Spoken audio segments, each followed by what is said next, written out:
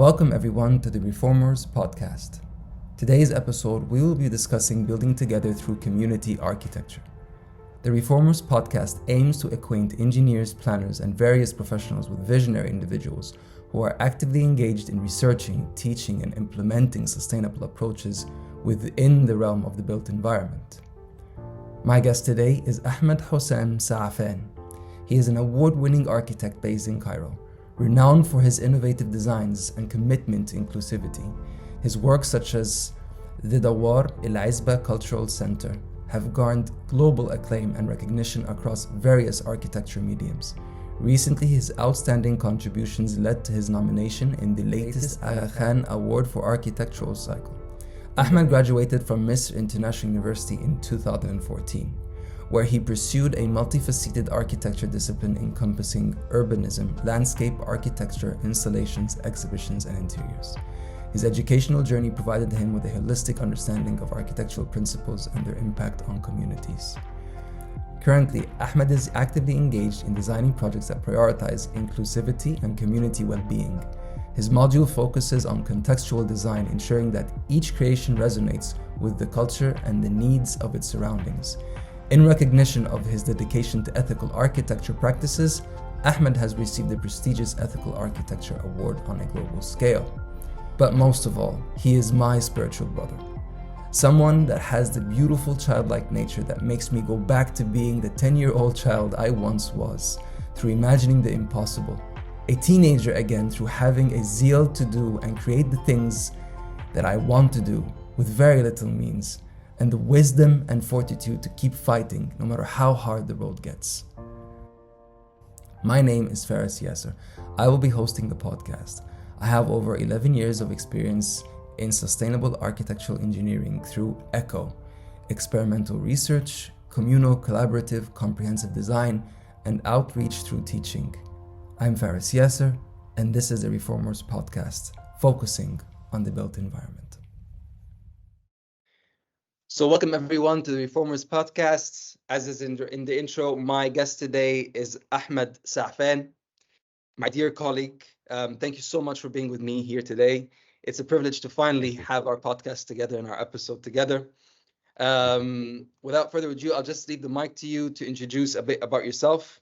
If you could just tell us a bit about an introduction to yourself in your own words, including your education, your background, your interests, your work, your skills, and anything else you want us to know that people usually sometimes don't ask and they should ask to know about the person that they're listening to.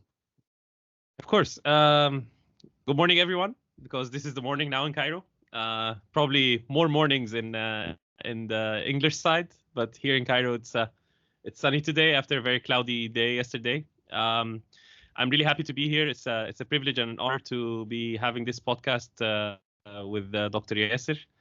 And if I want to tell you about myself, it's actually I had this I would say it's an interesting story from my own perspective because I studied architecture here in Egypt and graduated in 2014 from a university called Misr International University, and I was lucky enough because that time when I was studying, it was a zenith time in the Egyptian history, let's say, with the revolution happening.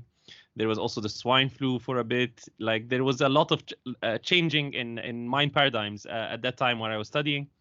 So when I entered architecture school, most of my professors, the people who are still alive, the people who passed away, they started like most of the projects that we took, or most of the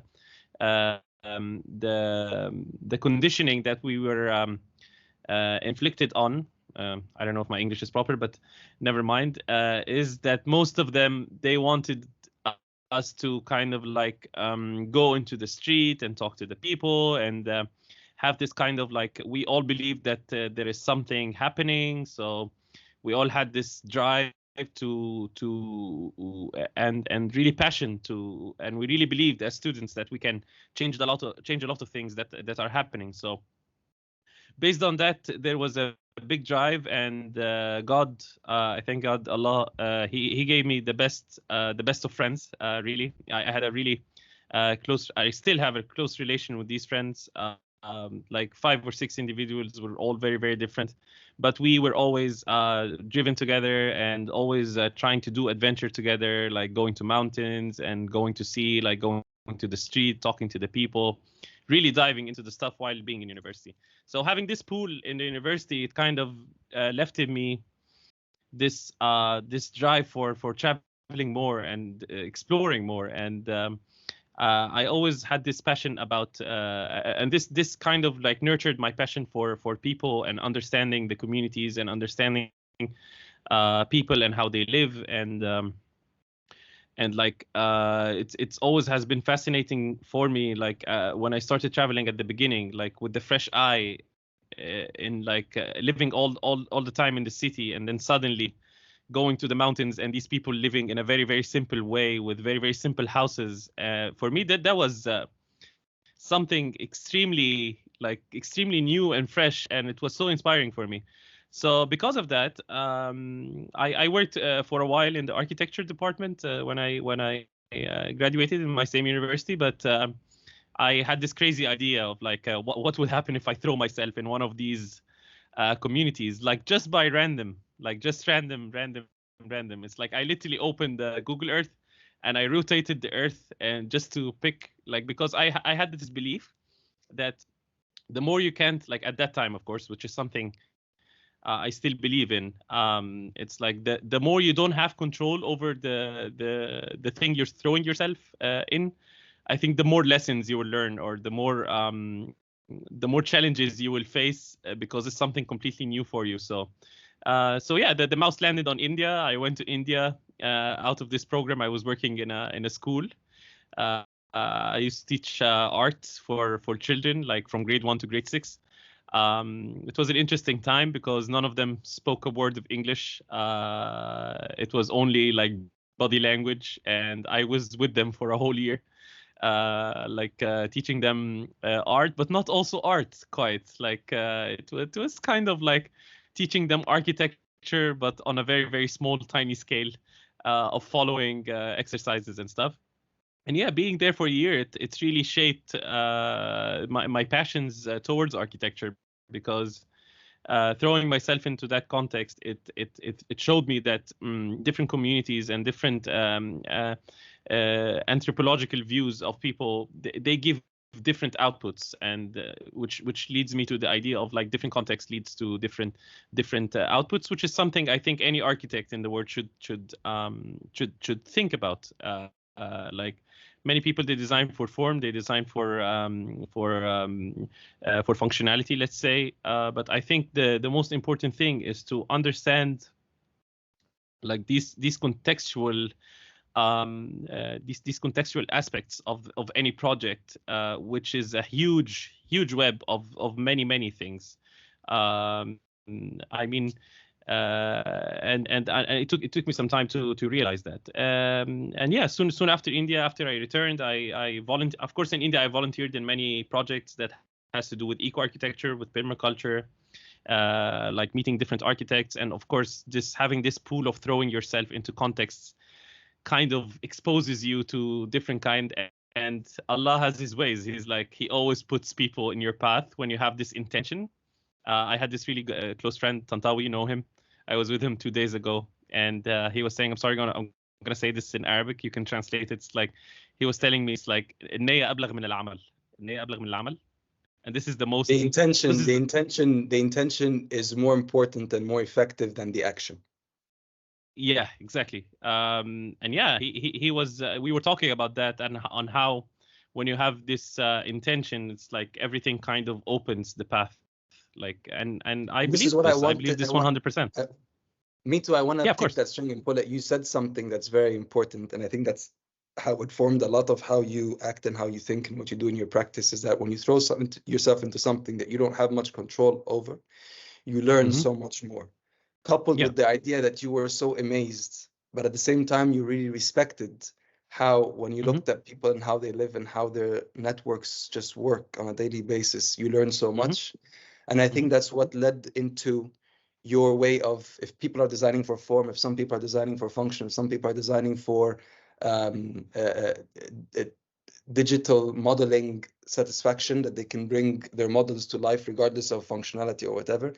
This is where I think you started understanding that you have to design for people and designing together with people. So it's not for people, you're designing with the people for the people, not for the people with the people. It's flipped the other way around. You go to them, you see what they need, what they want, and then you work alongside them. Carry on. I just wanted to, because you really said it was really clear that that's a milestone of how your thinking was shaped.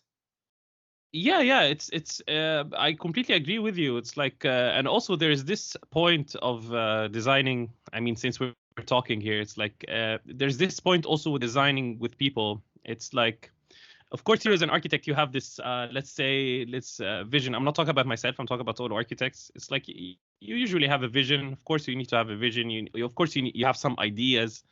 Of course you have some things that you let's say intuitively like see from the site you go or from the context you go when you design. And I think the process of designing with people is kind of like trying to understand these very simple needs and very simple wants that the people kind of like, but also trying to pass them through this filter that you already have of what can make this project actually work for them, or what can make this project work in general. So because it's a very, very delicate issue, and many people talk about it. It's you can't 100% let the people design 100%. It's like it has to pass by the filter, because in this case you are the expert that is coming from the outside and trying to moderate. But the process itself of understanding these needs and wants, this is where I was for me it's the most important. And in this process, you really have to throw yourself. This is what I believe. Like, you really have to throw yourself in the dirt. You really have to throw yourself in the daily life. I mean, of course, India was very hardcore compared to what I do these days, because I mean, I wasn't lucky enough. Like, most of my friends went to the military, and I know this will sound crazy, but for me, I really wanted to go to the military, because I believe, like, put under these conditions, it also forms something in you can take on with your life later. So usually I joke about that. It's like, you guys went to the military, I did my own military in India. It's like my own kind of military. I was special ops reported in India. Yeah. yeah, exactly. So yeah, I mean, so yeah, that led me on. And yeah. Sorry. You can tell us, however, you can start to tell us about your journey in whatever way you want to, about how it shaped you then as an architect. If you want to talk about your projects, if you want to talk about your time teaching in India and how that shaped your ideology as an architect, and show us your work. You said something, and I think I think this sets the tone for the rest of what you're going to talk about. And feel free, of course, to keep on going, or to start with projects, whatever you want to do. But you said that you're exposed to things and it comes into your mind and you have a filter, and then through that filter, these things are then filtered out, and then they come out the other way in a certain way. And I think that in the process, the filter itself starts to change, because the filter is like a dye. It's like a dye for the human, you know, Sibghat Allah, the dye of the divine. So you start to change. Like now, when I teach in the UK, because I have a certain way of seeing what should architecture be, how should it be taught, what are the principles we should have. No matter what I do, no matter what subject I teach, the things that come out are always brought back to the meaning of architecture. Why this form, not that form? Why this type of very brutal, very hard and harsh type of structure that takes so much steel and so much concrete? You can make it so much softer, so much more human-like. It's so I think that your experiences and the ones you chose to throw yourself in, you know, by the grace of Allah, it changed how you see things.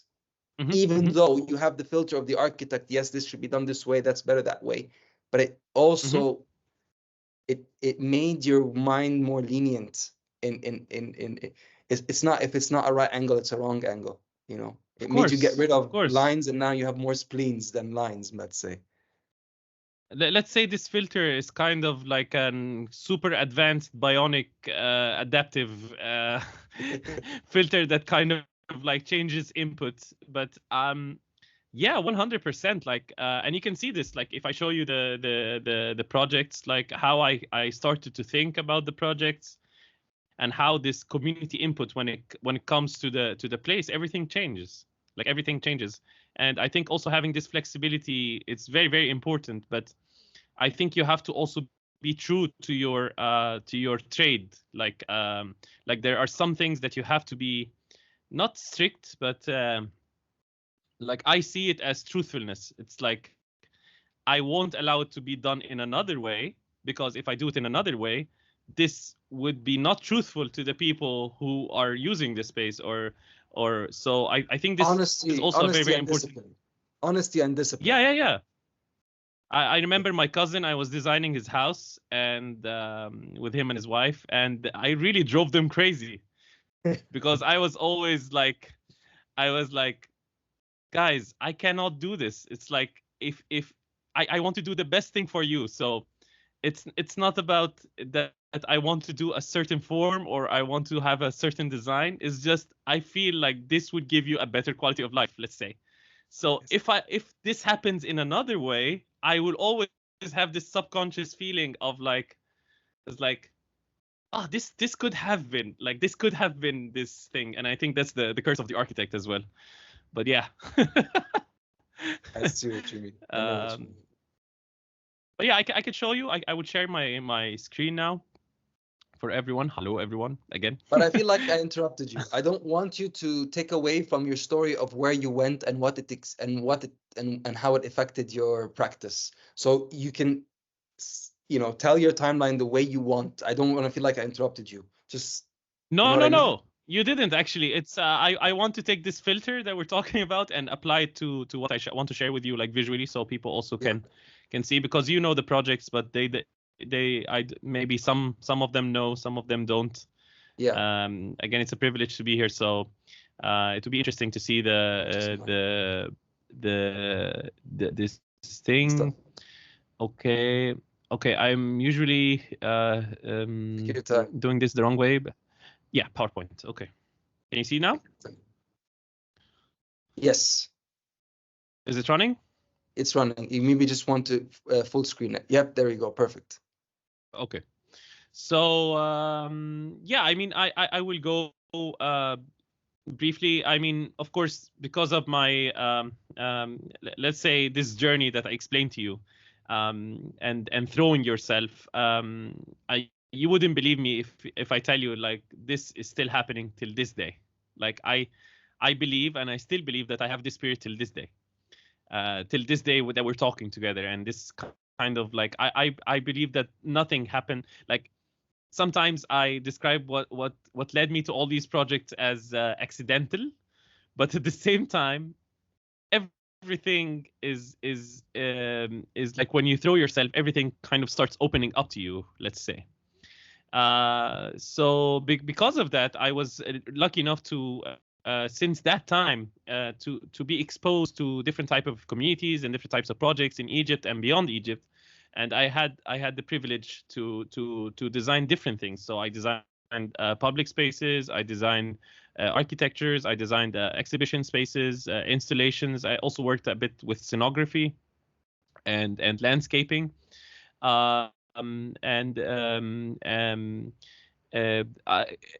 Because of this spirit, it's kind of also, you feel that Allah kind of opens up all these possibilities for you.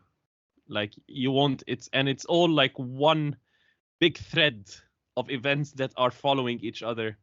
And because of these events that are following each other, I can totally trace it back to that point in India. This moment that we're sitting together, I can trace it back to the moment in India, and I can prove to you that this led to this, led to this, led to this, led to this. It led me to you, and I'm sitting down with you and talking with you right now. You know what I mean?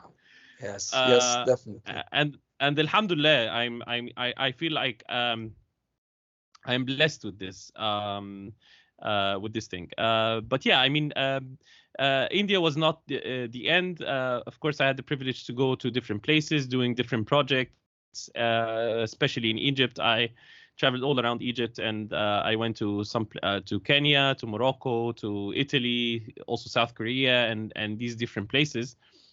But that's not the issue on how much I traveled. It's for me, it's again, it's really fascinating that how these if you look on the world map in a very generic way, and this is the point that I was mentioning earlier. It's like when you see the different contexts just by the simple eye, like the very simple eye, it's like, oh, there's a mountain chain here, there's there's some lakes here, oh, this spot on the earth looks bolder than the others.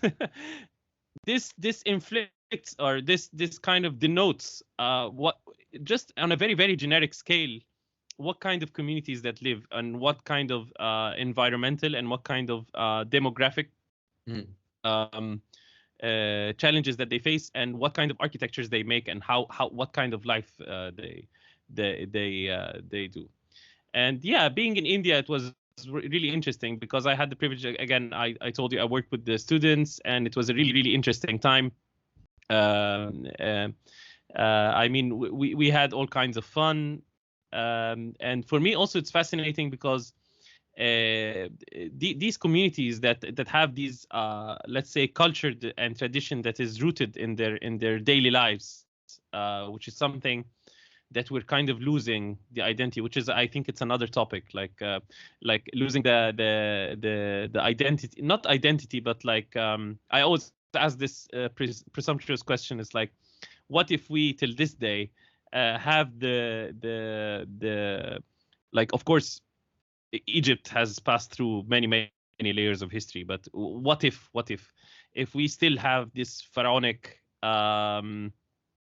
let's say rituals and way of life till this day embedded in our culture somehow, with all these layers of history that came later. But I mean, to see the schools in India and we saw that together. I mean, we saw that together in Luxor. I think when we were there, when we were looking at people, how they live and how they deal with things and how they go about their daily lives, we were always mentioning that there are things about them you can completely see. This is an ancient Egyptian mindset. This is an ancient Egyptian way of doing things. This is an ancient Egyptian way of dealing with material. I see what you mean. I mean, and you're trying to bring that to India. I mean, in India, it's really apparent. Like, these guys, they still have till this day in the schools all kinds of rituals and all kinds of things that they do every day that dates back to 4,000 years ago, and it's really part of their culture, in their movies, in their school system, in how they view their life, and this makes the people in India, they are really, really connected to their culture so much that, for example, when you decide to do a small project with them, you find all these amazing creations because by nature, by their culture and nature, they are creative. You know what I mean? This puts them in a position where they are naturally trying to preserve the environment. They are naturally trying to solve the issues that we're trying to solve. So it's like this angle. It's really, really important to have because it comes second nature to them. It comes second nature to them. They already have this mindset of creativity. Yeah, of course, and the rise of cities now and the rise of it's really kind of like erasing that. It's like everything. Can you explain to us what were the plastic bottle projects you did with the students? I mean, of course, in India you can't drink the tap water. Let's be clear about that. So of course I had to buy my own bottles when I was staying there for the whole year. So instead of throwing them away, I kept them for a long time, for the whole year, and I decided to why not. These bottles we can use as saplings for not a forest, but for planting different types of trees and different types of seeds. Lovely. So yeah, I got the bottles, and I mean, of course, that was still Ahmed Saafan, who was just graduated and trying to do something with the people. You know, you have to start somewhere. Let's say it's like it's like a school project. but yeah, I was fascinated because we managed to make also something aesthetic and very simple out of it. It's like they helped me, and we put the soil, and we planted a lot of trees at the end. But yeah, it became kind of part of the school somehow. But also I was fascinated because when I just said about it, you see these kids, like for example this arch on the right side. I didn't do that. Wow. It's like I found this student coming, it's like with his mom, and it's like, hey sir, I made this. It's like out of plastic bottles. Subhanallah. So you see how, and these are kids from grade 1 to 6. You have no idea how talented they are. For me that's fascinating. It's like this culture kind of also gives initiative, which is something kind of like deteriorating with what's happening these days, but I think that's another topic. But yeah, I mean, It's lovely. yeah, living there. Also, I was also kind of putting myself into this kind of like trying to do this kind of fictional projects, trying to understand the architecture. Like for example, this was a project that I was trying to do in Meklod-Ganj, which is a mountainous area in Himachal Pradesh. And yeah, just trying to understand these parameters. I mean, what I'm showing you now is I already said earlier, but kind of like this is the visual proof of what I was trying to say. It's like how I was shaped, or what I was thinking at that time, and trying to because I obviously I like sci-fi very much, and I think I said that in the last lecture, and I kind of affirm on that. I think sci-fi is fascinating. It's kind of I really like this paradigm of breaking. It's like my grandfather always objects with me. He's like usually when there's a sci-fi movie, and he's like these people are wasting their time on things that don't matter at all. And I'm always my debate with him is like, yeah, but this opens the imagination of things that we can do and stuff. But They say, but yeah, I mean, sometimes you have to see things in their extremes to be able to Yeah. know what is the truthful way forward. If you cannot imagine an extreme of advancement and an extreme of deterioration, you cannot really see what you should and should not do, or what are the options or possibilities. So I see where you like sci-fi and how that affects how you think. I mean, I would say it's also another form of escapism, but it's really I think it's really fascinating. It's like growing up with all these sci-fi movies and stuff. I think it also inflicts but for me it's also interesting to explore how sci-fi can actually work also in architecture, but not in a way that is kind of for gaming. It's like, for example, like how this for the embedded money, not in a technological way, but like in this project, for example, I had this fictional character of a guy who was used to be a spiritual teacher, and I tried to imagine what kind of environment he lived in, and because it's a fictional story, he finds out that of course that was a different time at that time, but like he found out that he could tap into, let's say, the energies around him, and he can kind of shield it, just like Avatar or something like that. So I was trying to imagine what kind of architecture, using the traditional architecture that was there, which is called Katkuni in the Himachal Pradesh. But I will move on from that to fast forward to this project. Yeah, I mean, all these events, they led me to this place, which was really, at that time I was already back from India, and I didn't only had enough with India. I also went to Sinai for a bit. I stayed there. I was volunteering in a farm. And then afterwards, a friend of mine, he came and he's like, man, what about architecture? I still owe him to this day. He's like, he came to me all the way to Sinai. He's like, man, okay, at this point, you're really understanding communities, but like, we need to see your architecture, you know? And then, yeah, he kind of convinced me to go back with him to an office in Cairo with an engineer called Omar Kishk. He's a very, very good engineer, and I also account him as my mentor in a certain way. Because I remember when I entered the office for the first time, and this is something, before I talk about this, let me get back to you here, because this is something also very, very important for me to share with the people. Like, can you see me? Can you see me? Because I can see you, but I think if you turn your camera off and on again, because it's paused. Okay. Let's see. Oh. Okay, I tried, but I mean, if you can hear me, that's still good. Wait. But yeah, here we go. Just one moment. Yeah, now I can we see go, you. Perfect. Now I can see. This is something really important. I want to share, especially with students and people who are still starting fresh with their work. Like this whole journey was my kind of interpretation of how I should lead on. But me going to that office at the beginning, I had these huge problems with drawing construction drawings. I had these huge problems with doing the actual architecture that is necessary for a professional life. Okay. At the beginning, I was really, but that's why I mention Omar Kishk a lot, because he kind of honed that.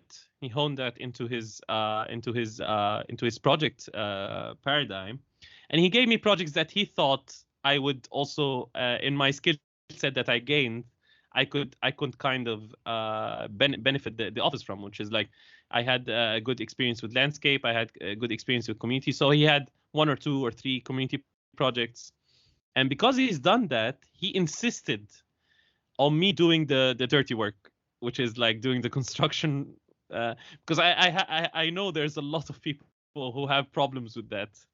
But after 4 months in, I stayed 1.5 years in the office. After 4 months in, there was a night where after I was like kind of like, okay, I can't do this. This is way too much for me. I'm gonna leave the office. I want to go back to traveling and stuff. And then I kind of have this change of mindset, let's say, is like this change of mindset. It's set to paradigm like, shift. Yeah, paradigm shift. Yeah, like a total paradigm shift. It's like, okay, you're in office and you're learning stuff. You're gaining stuff. Just gain it, man. Just stop. Like, take it as it is and stop gaining. And because I did this, alhamdulillah, in a very short while, I became very, very good at the dirty work that I used to resent. And till this day, when anybody graduates, I'm always like, if he asks me for advice or anything, I always tell him, it's like, do whatever you want, but there needs to be a year or a year and a half from your life, or 2 years, where you do the trade itself, which is the basic stuff, like drawing the AutoCAD, drawing the construction drawings, doing the things that are really important. Because I think these are very, very important things. I mean, for me at least, this made me later already equipped to show you this project, like the War al-Izbah. I would never have made it. He helped me with it actually at some point. Like I took his advice on it. But I wouldn't have been able to submit the drawings or do the work, like the architecture work, if I didn't have this kind of experience. It's not about the university or the design. Definitely. What you're trying to get at is the crux of the problem in many architectural schools, if not all of them, is that usually architecture is taught in a bubble, as if architecture has to do with just the arts, which is not true. One of the sayings is architects are the social scientists of the sciences, and architects are the STEM sciences, the scientists of the social or liberal arts. We're both at the same time. You cannot design a space if you don't know how to make it, and you cannot make it if you don't know the nitty-gritty details of how these things work together, how materials are put together, what layers to come first. And that's what you're talking about. Bring the science in for it to become reality. Otherwise, it's just fluff. Yeah. I completely agree with that, because I think this equipped me with the necessary, and subhanallah,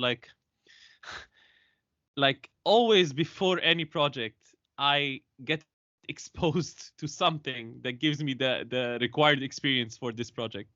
Like this happened before the War al-Izbah, it happened, and also there was a time where I worked with the Takween on these 2 projects, and this also because it's a very different paradigm to work on the urban scale, on the landscape scale, like public scale, understanding the details of public scale.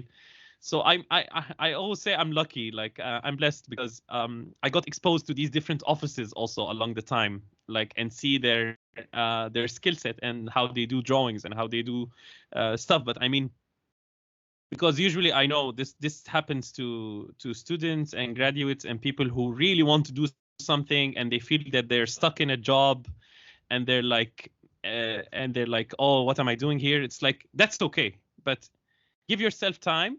I always say this, it's like, just stay there until you feel that you're not gaining anymore, like gaining anything. If you stop gaining, then leave. Just leave. It's okay. But if you're still gaining, if you're still learning something, stay there. 100%. Yes. You never know when it will be handy. Like 100%. And I guess the way the divine decree worked is, like you said in the beginning, النية أبلغ من العمل. The intention Yeah. is greater than the action. Your intention was to learn, so things happen. And your intention is to do good in your projects, and so things happen. That's what we always try to say, remind ourselves with, but also tell others that don't go into a project wanting to put your name out there and be like, oh, I'm architect so and so, and I did this and I did that. So what? If you did something to help somebody, you're an architect, you have an education, it's your calling, it's your responsibility to do something. If you don't, then what's your degree good for? Just give us a sentence or two, just what Takween does. It's, by the way, guys, it's spelled Takween. You'll find it in Egypt, Cairo, or Cairo, Egypt. But just as what it does as a preempt to what you'll talk about in your future projects. Yeah, Takween is called Takween ICD, which is called Integrated Community Development. It's led by the amazing architect Karim Ibrahim. And usually their projects, they are like with an urban scale. Like they go to communities, they try to enhance, they try to work with them also, they try to do urban developments. And it's one of very few, like there are very, very few people working in Egypt on these things. Like you can count them on your finger.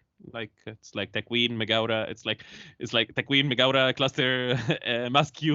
It's like we are like maybe 10 people in total. I know there are many people that are working, but let's say these are the offices, the like the well-established offices that work in this field. Yes. Sorry. You can go on though. I mean, I was lucky again because Dawar al-Izba, which I would show you right now, it was kind of like the stepping stone for me to kind of get exposed to all these people. It's like, oh, this guy did this project, so he might be able to help us with this project because obviously this is insane. And for me, it wasn't insane. For me, I was just following this kind of drive. I don't know. It's just led me there. Like, but yeah. I mean, let's see. Yeah. I mean, I will explain this briefly because I explained this project a lot. But I mean, I'm sure also there are parts of your audience to you have that to are know not a lot of architects. who's listening may have never seen this, whether them living in Cairo or not. And even if they have seen it, I don't think they know the crux of the story from the author of the story. So you can expand. Yeah, I mean, one thing led me to the other. When I finished the work in the office, it's like I had this this guy, like, because again I was interested in different communities, so I had this friend. He works with theater, and one day he was like, hey, I'm going to this meeting to see this space in downtown. Would you like to come with me? It's like, yeah, sure, why not? And by the way, this friend I haven't seen in 2 years, and I saw him only by coincidence on the street 2 days ago. Okay. Like I'm just putting this into perspective to show you how it's really interesting. But yeah, I went with him, and then when I entered into the meeting, there was this man. His name is Ben, and he's like, yeah, I can rent you the space and stuff. And he's like, what about your friend? What does he do? He's like, hey, I'm an architect. He's like, oh, we have this kitchen in Izbit Khairallah, which is the largest slum area in Cairo, with nearly 1 million inhabitants, and it has this economy of like used stuff and like woodwork and stuff. We have a kitchen there, and we were thinking of doing a culture center there. It's like, would you like to come and we can take your opinion? I was like, yeah, sure, why not? It's like, yeah, let's do it. So yeah, ironically, it's like 2 days later or 3 days later, he was calling me. He's like, hey, you should come. You should come and check this out and stuff. And this guy, he's really something. This Ben guy, I went there and yeah, I found myself suddenly having lunch with the people who are going to fund the project, the people who are involved with the project, everything. And I was completely naive. I didn't understand anything. But of course, it's like as soon as I entered the area, it's like, as you can see in this picture, it's like I see, okay, this is a kind of an informal settlement. There is an economy of woodwork. There is everything is built with red brick and concrete. Just let's say, because we have this thing, we call it the architect curse. I call it the architect curse, but it's a blessing at the same time. It's like, you know, when you enter a room and you can see the 2 millimeters in the ceiling that are kind of inclined. So it's kind of, you have this kind of skill set of just observing, like unconsciously. So yeah, we're having lunch together in this kitchen, and suddenly, and it's like, yeah, the guy is talking. He's like, oh, we're gonna do this project, and this is the architect. Whoa, which is me. And I'm like, whoa. Okay. I just came for a kitchen redo. I didn't come for the whole thing. Yeah. I didn't. Suddenly, I am put in a spot where I have to say something about what I intend to do with this building. Yes. Which is like the first instance. So of course, I'm an improviser by nature. So yeah, I started talking. It's like, oh, this looks something. We can extend this floor. We can do this thing. Maybe we can work on using the local materials. Work on using the existing economy and stuff like that. And they were really happy with it. And of course that was one angle. But again, when I started like writing the funds, and thank God we got the funds, there was something much more important, which is like this street where I'm doing the building. It's supposed to be a culture center. It had a really high population of kids, and kids they are amazing. Just like the kids we saw earlier in India. Kids, they have this kind of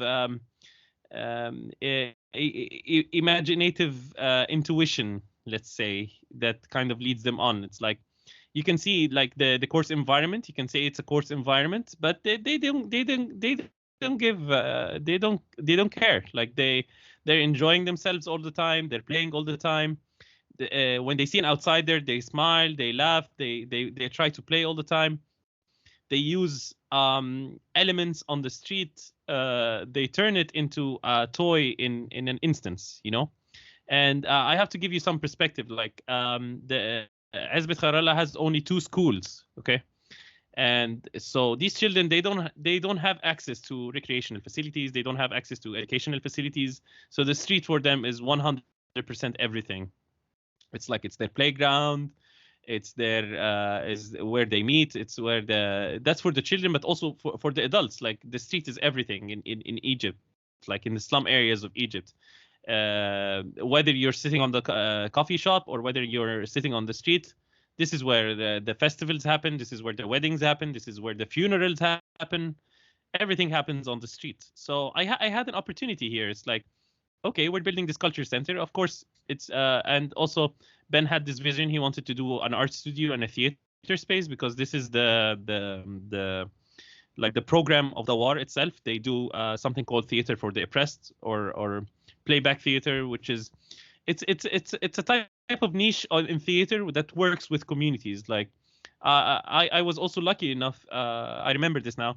I've done these workshops many times, and have you seen Faris? Have you seen these videos in Gaza where there is these clowns? They're doing all these things for the kids, and they're trying to do this theater. You've seen this kind of stuff before? Yes. Yeah. So this is the kind of work that they do. Like this is the kind of work that they do. They bring practitioners from all around the world, and yeah, they they give access to people on things they don't have access to. So I had a good opportunity here. Of course, you see here another picture and another proof. Like the girl is holding the pot on her head, using it for, I don't know, a sun shield or an armor.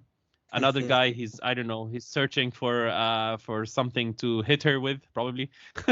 But I mean, like it's a whole paradigm. And by the way, this blue, Allahu Akbar, it's al-Dhuhr here now.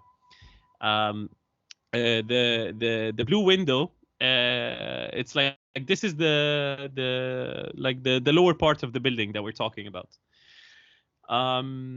So yeah, I had this. So yeah, this kind of led me into if we're talking about community engagement strategies, there are a lot based on many information that I got from ethnographic courses and stuff. Like, I mean, ethnographers, they have, or anthropologists, they have, let's say, different paradigms of conducting community engagement strategies. Okay. Of course, I am always inclined into the informal participant observation, which is just throwing yourself and being friends with the people, trying to understand stuff. And you'd be surprised on how much people would help you, like if you just confront them with the truth. But yeah, I mean, also, if you look contextually about the project context, it's like we had this kind of like already existing ground floor and first floor, okay? And we kind of had this, like, this is the existing plan, which there was like kind of like a well where they kept the ACs, which is here in this picture. And like, it's like just a simple concrete floor. So I had this really small land plot that I wanted to turn into something.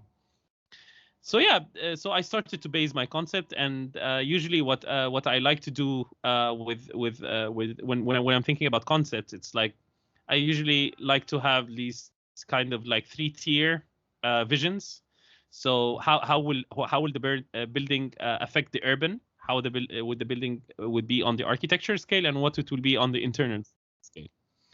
So for the urban scale, I wanted to create a vibrant landmark, obviously, because I saw an opportunity here within all these informal settlements to kind of like really show myself. This was in my head at the beginning. I wanted this building to be a vibrant landmark, because this vibrant landmark can act as a living agent. Let's say it's like a seed. It's a seed that will sprout later. Okay. And this is through using local resource materials and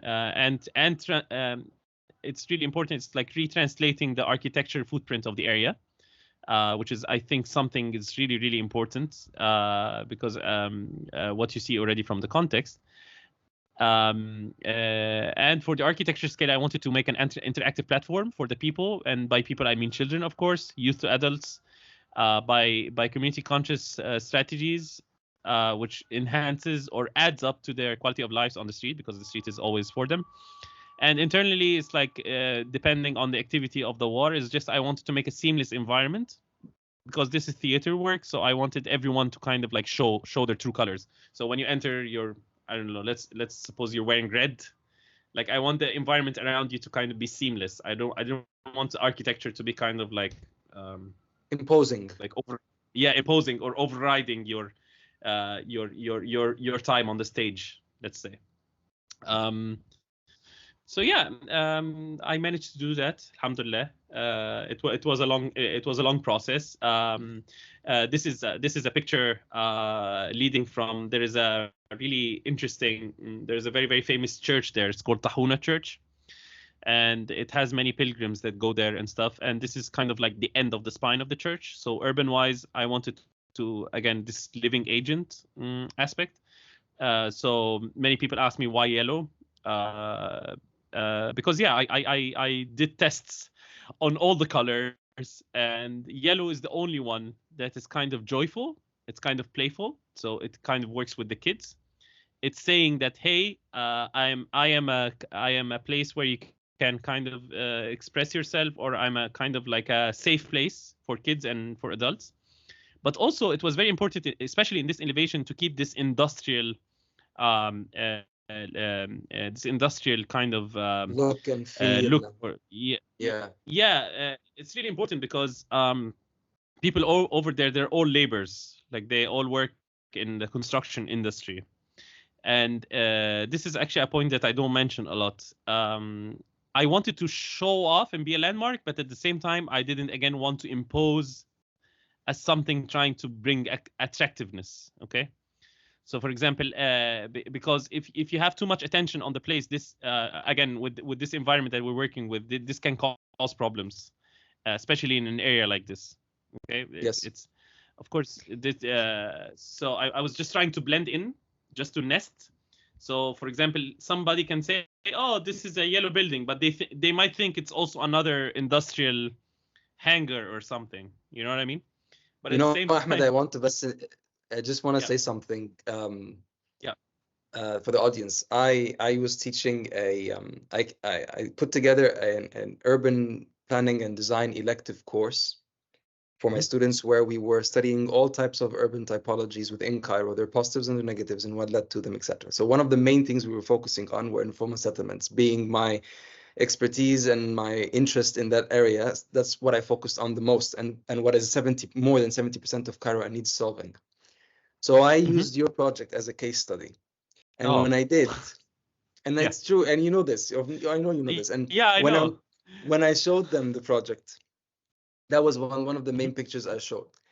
The students said three things, just to show you that the thought process you had and the engagement you had, and the engagement you had with the people led to the target you were looking for, not thinking on your own little sketchbook in an office somewhere. They said, one, this looks too nice to be real. This must be a rendering. That's the first thing they said. Okay. Wow. That's done with good quality. Yani, it took into consideration treating the residents with the dignity they deserve and should receive. That's number one. Number two, they said it looks like a factory, and it looks very joyful, like it does something that's maybe not something we're used to. Because the first thing I asked was, what is this? What do you think it is? Before I told them what it is. They said, maybe it's a recycling factory, because it looks like a factory, but it looks also something novel, like something novel. And then the third thing that they said was, as much as it looks special, it feels like it blends in. It's not trying to be too special with doing something that's extraordinary. It just looks like it blends in. This is something that's simple enough to be built by the residents, like all the other houses are, but it looks like it has a professional angle to it that says, no, there's been a thought process through and why it looks this way, etc. And that's what they said. Oh my God. So I just wanted to tell you that. This gives me goosebumps. These are one of the things that gives me goosebumps, because again, I was really explaining to you. I don't explain this aspect of like trying to blending in a lot, and you saying to me this now, it's like, wow, okay, that's great. You can carry on. Show us more. We want to see. Show us more. It all looks just amazing. And yeah, I mean, of course, okay, that's already explained, and again, this kind of like before I go on to the next, this kind of like follows on what you were saying at the beginning of the talk, which is like this filter. This filter, it's like, you know that this is an industrial area, so you cannot make something with a graffiti on it, for example, or you cannot make something that is kind of like, hey, I am the culture center, kind of like, this filter kind of, and this is the adaptability that we're talking about. And of course, there is a lot of also fortune from Allah, because I worked on this project in the construction with my best friend, and which is architect Hossam Saafan, and he's also another complete other story. I would love you to bring him here. I'd love to. He's also a calligrapher, and he really believes in the Arabic tradition, and he's an amazing construction engineer, but he's also a designer. Like, he's a designer, but I managed to convince him to do this, because he has an office with his father, and they do constructions. So they helped me a lot. They helped me a lot with many decisions. They helped me a lot with putting this on the ground. which is also something really important. Yeah. But yeah, and this is the thing. It's like when you shift on the other side. Of course, I tried as much as possible to employ. Like Hossam was kind of like the main engineer, and we employed all the people that worked on this project are people from the area.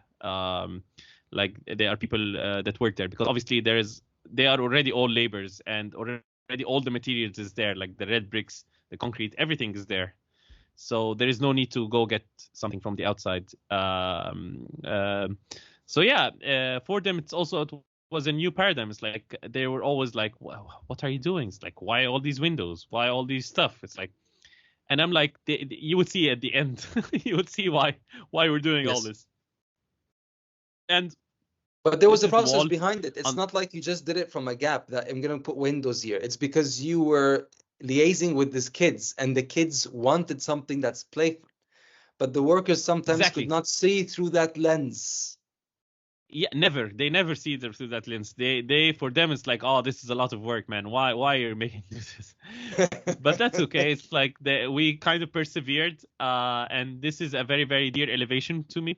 I'm showing you this in its raw form before I show you the final output, because I want to show you this is the other side of the street. So on the other side, we had this kind of like blending in industrial, whatever. But this is the side of the street. This is where the kids are going to see it every day, and the residents of the street, they will see it every day. It's really intimate to them. And that's why this is the art studio space on the program of the building. So for one, I wanted to make a playful elevation for them to kind of play with from the inside and the outside. It kind of gives this kind of really nice urban experience when the sun kind of, because this is the southern elevation.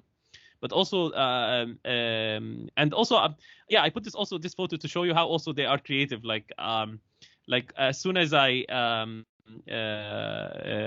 put this elevation on, the kids, they kind of like, they started making this game where they kind of throw the stones in one of the windows, and who brings the highest window is kind of has the highest points, So for example, like the big window is 20, the small window is like 30 points, the small window is 10 points. And for me, this is interactive. It's like I succeeded.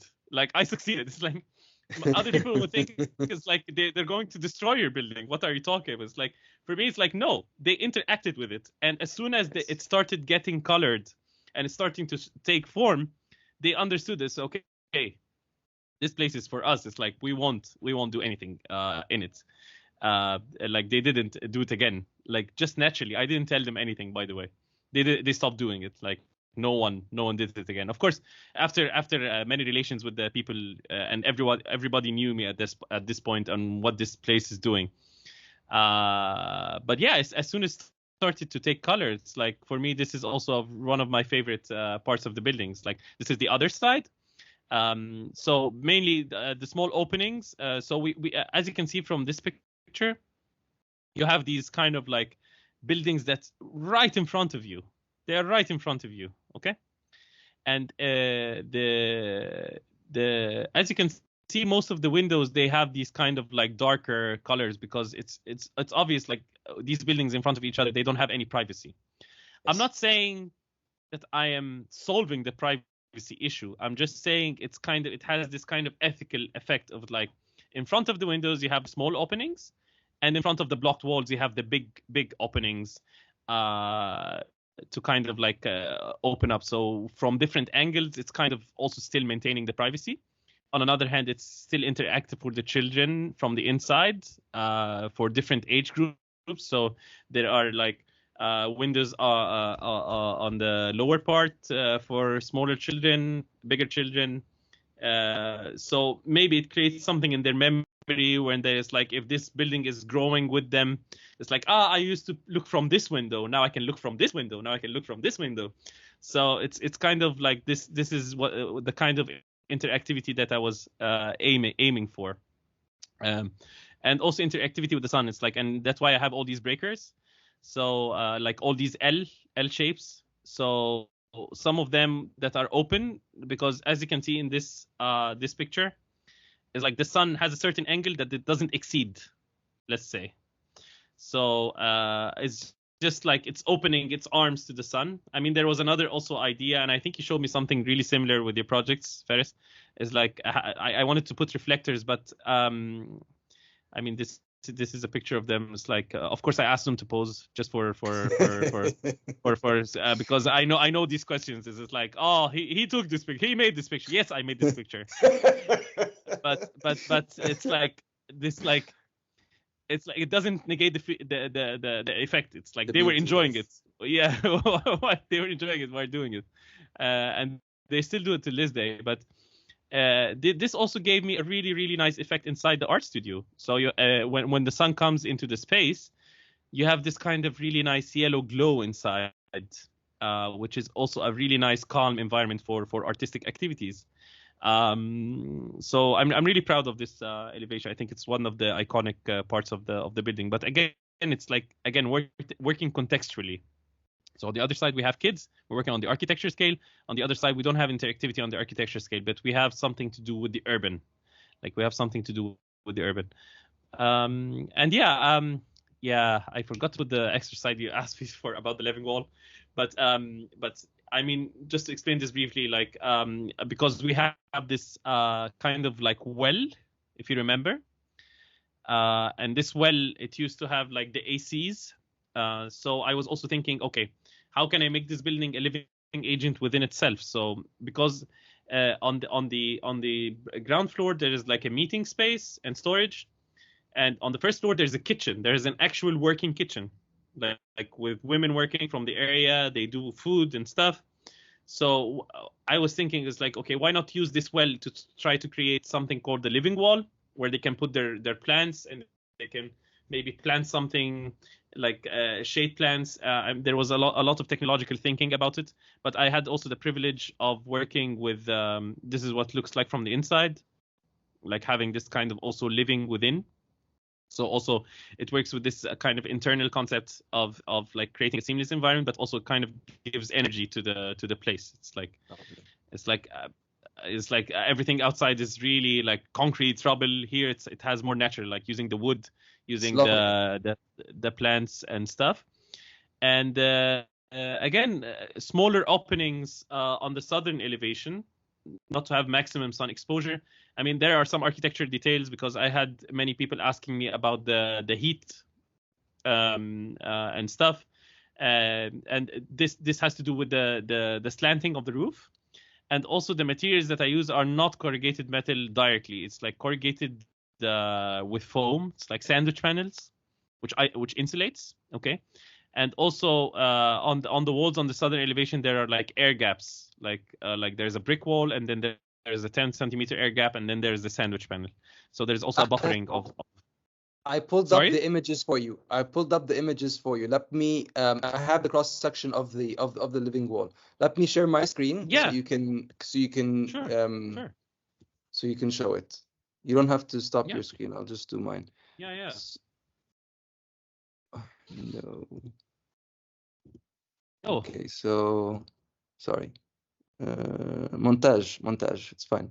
I saw Walid Arfa. I mean, Hossam just finished.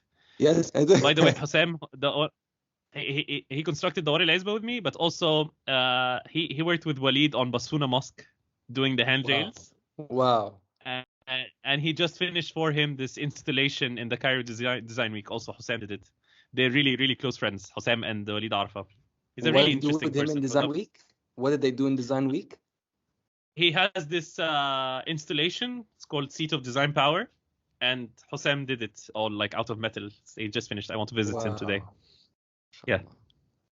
So here's the this is an up close photo of the project. It's like a green lung for the whole project, and it just as like I see what you mean by what you're trying to build there, and then you can see it also in the space how it acts.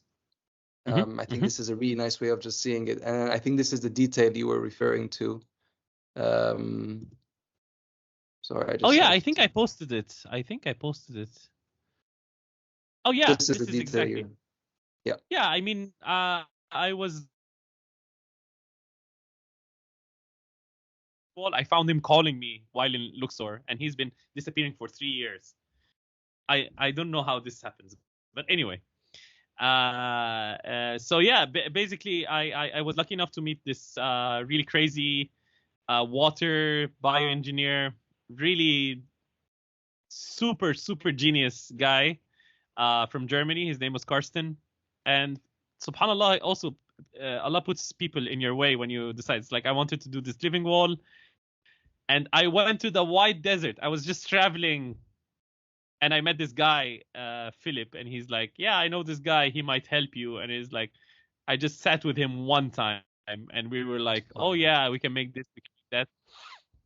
So, because I had many ideas to the living wall, but like there was an idea of using recycled like Coca-Cola crates, using stuff. But Karsten, he was like, look, my wife, she works with fabrics, and she works with tensile structures in festivals and stuff. You know, in Europe they do all these festivals and they do all this stuff.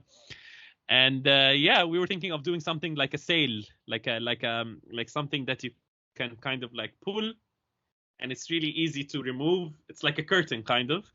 And yeah, basically it's like 3 layers. So at way back you have this kind of PVC mesh, like plastic. It's actually made out of recycled advertisement banners, made in a certain way.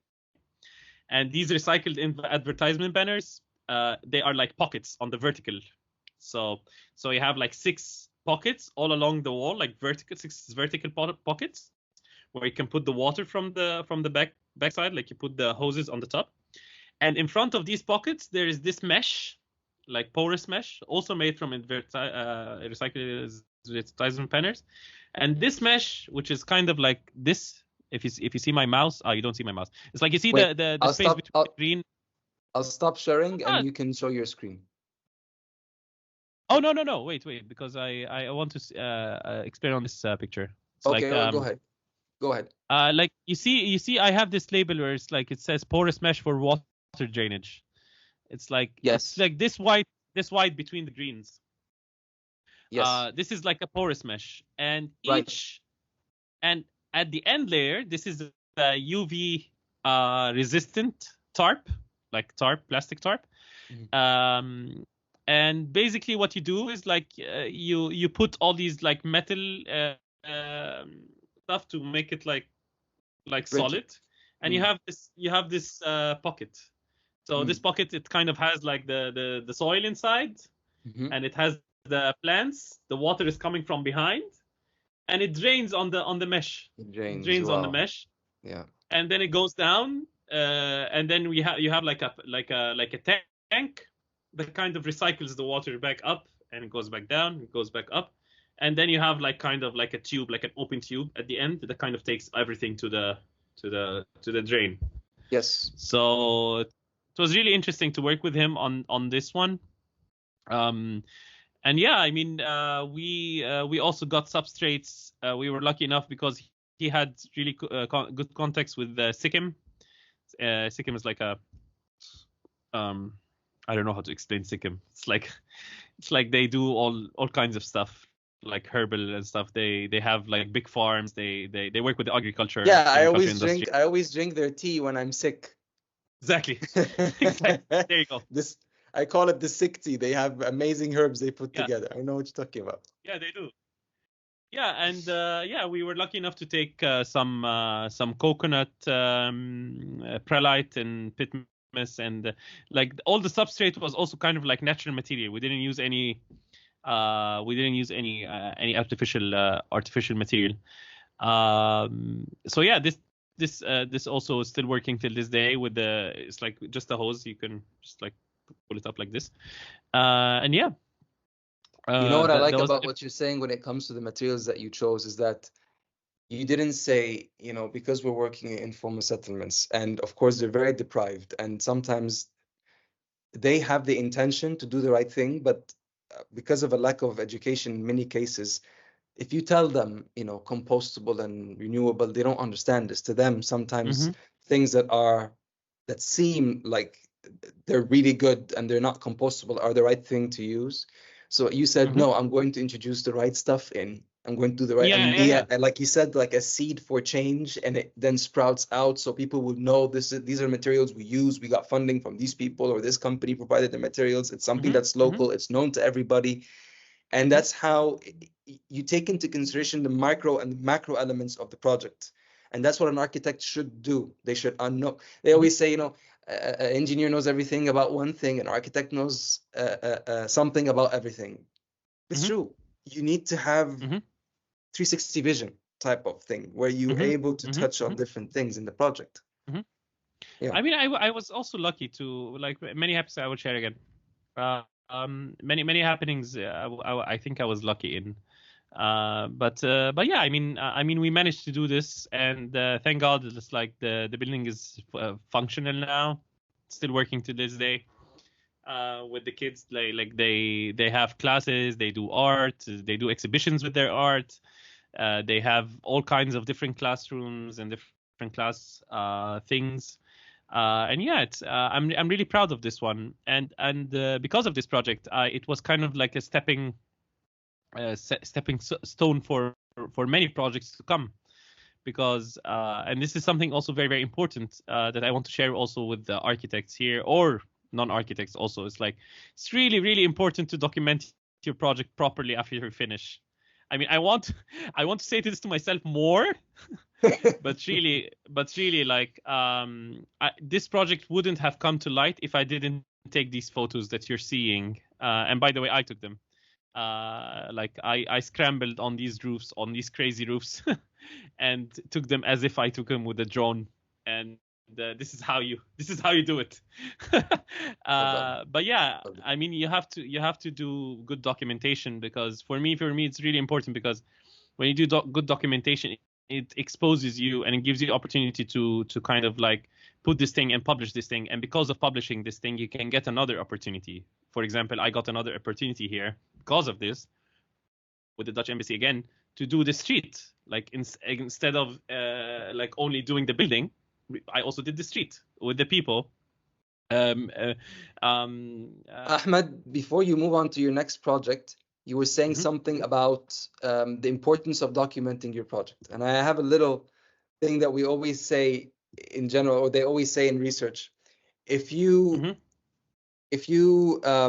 write something and you don't publish it, it wasn't written.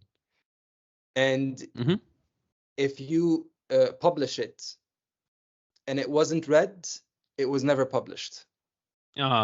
So you have to go through every stage. If you design something, you build it, you document it, you don't share it, you share it, and you don't share it enough, you don't talk about it for people to know about it. It's like it was never there. People are not going to learn the lesson. So just to your point, yeah. Actually, it's since you're mentioning this, I want to share something with you outside of the curriculum. There is this thing because I also have another lecture. It's called Contextual Extensions, and it's talking about how to conceptualize. Maybe we can talk about. I mean, it's more about architecture design, let's say, on how to think architecturally design, like what kind of stages that a project follows.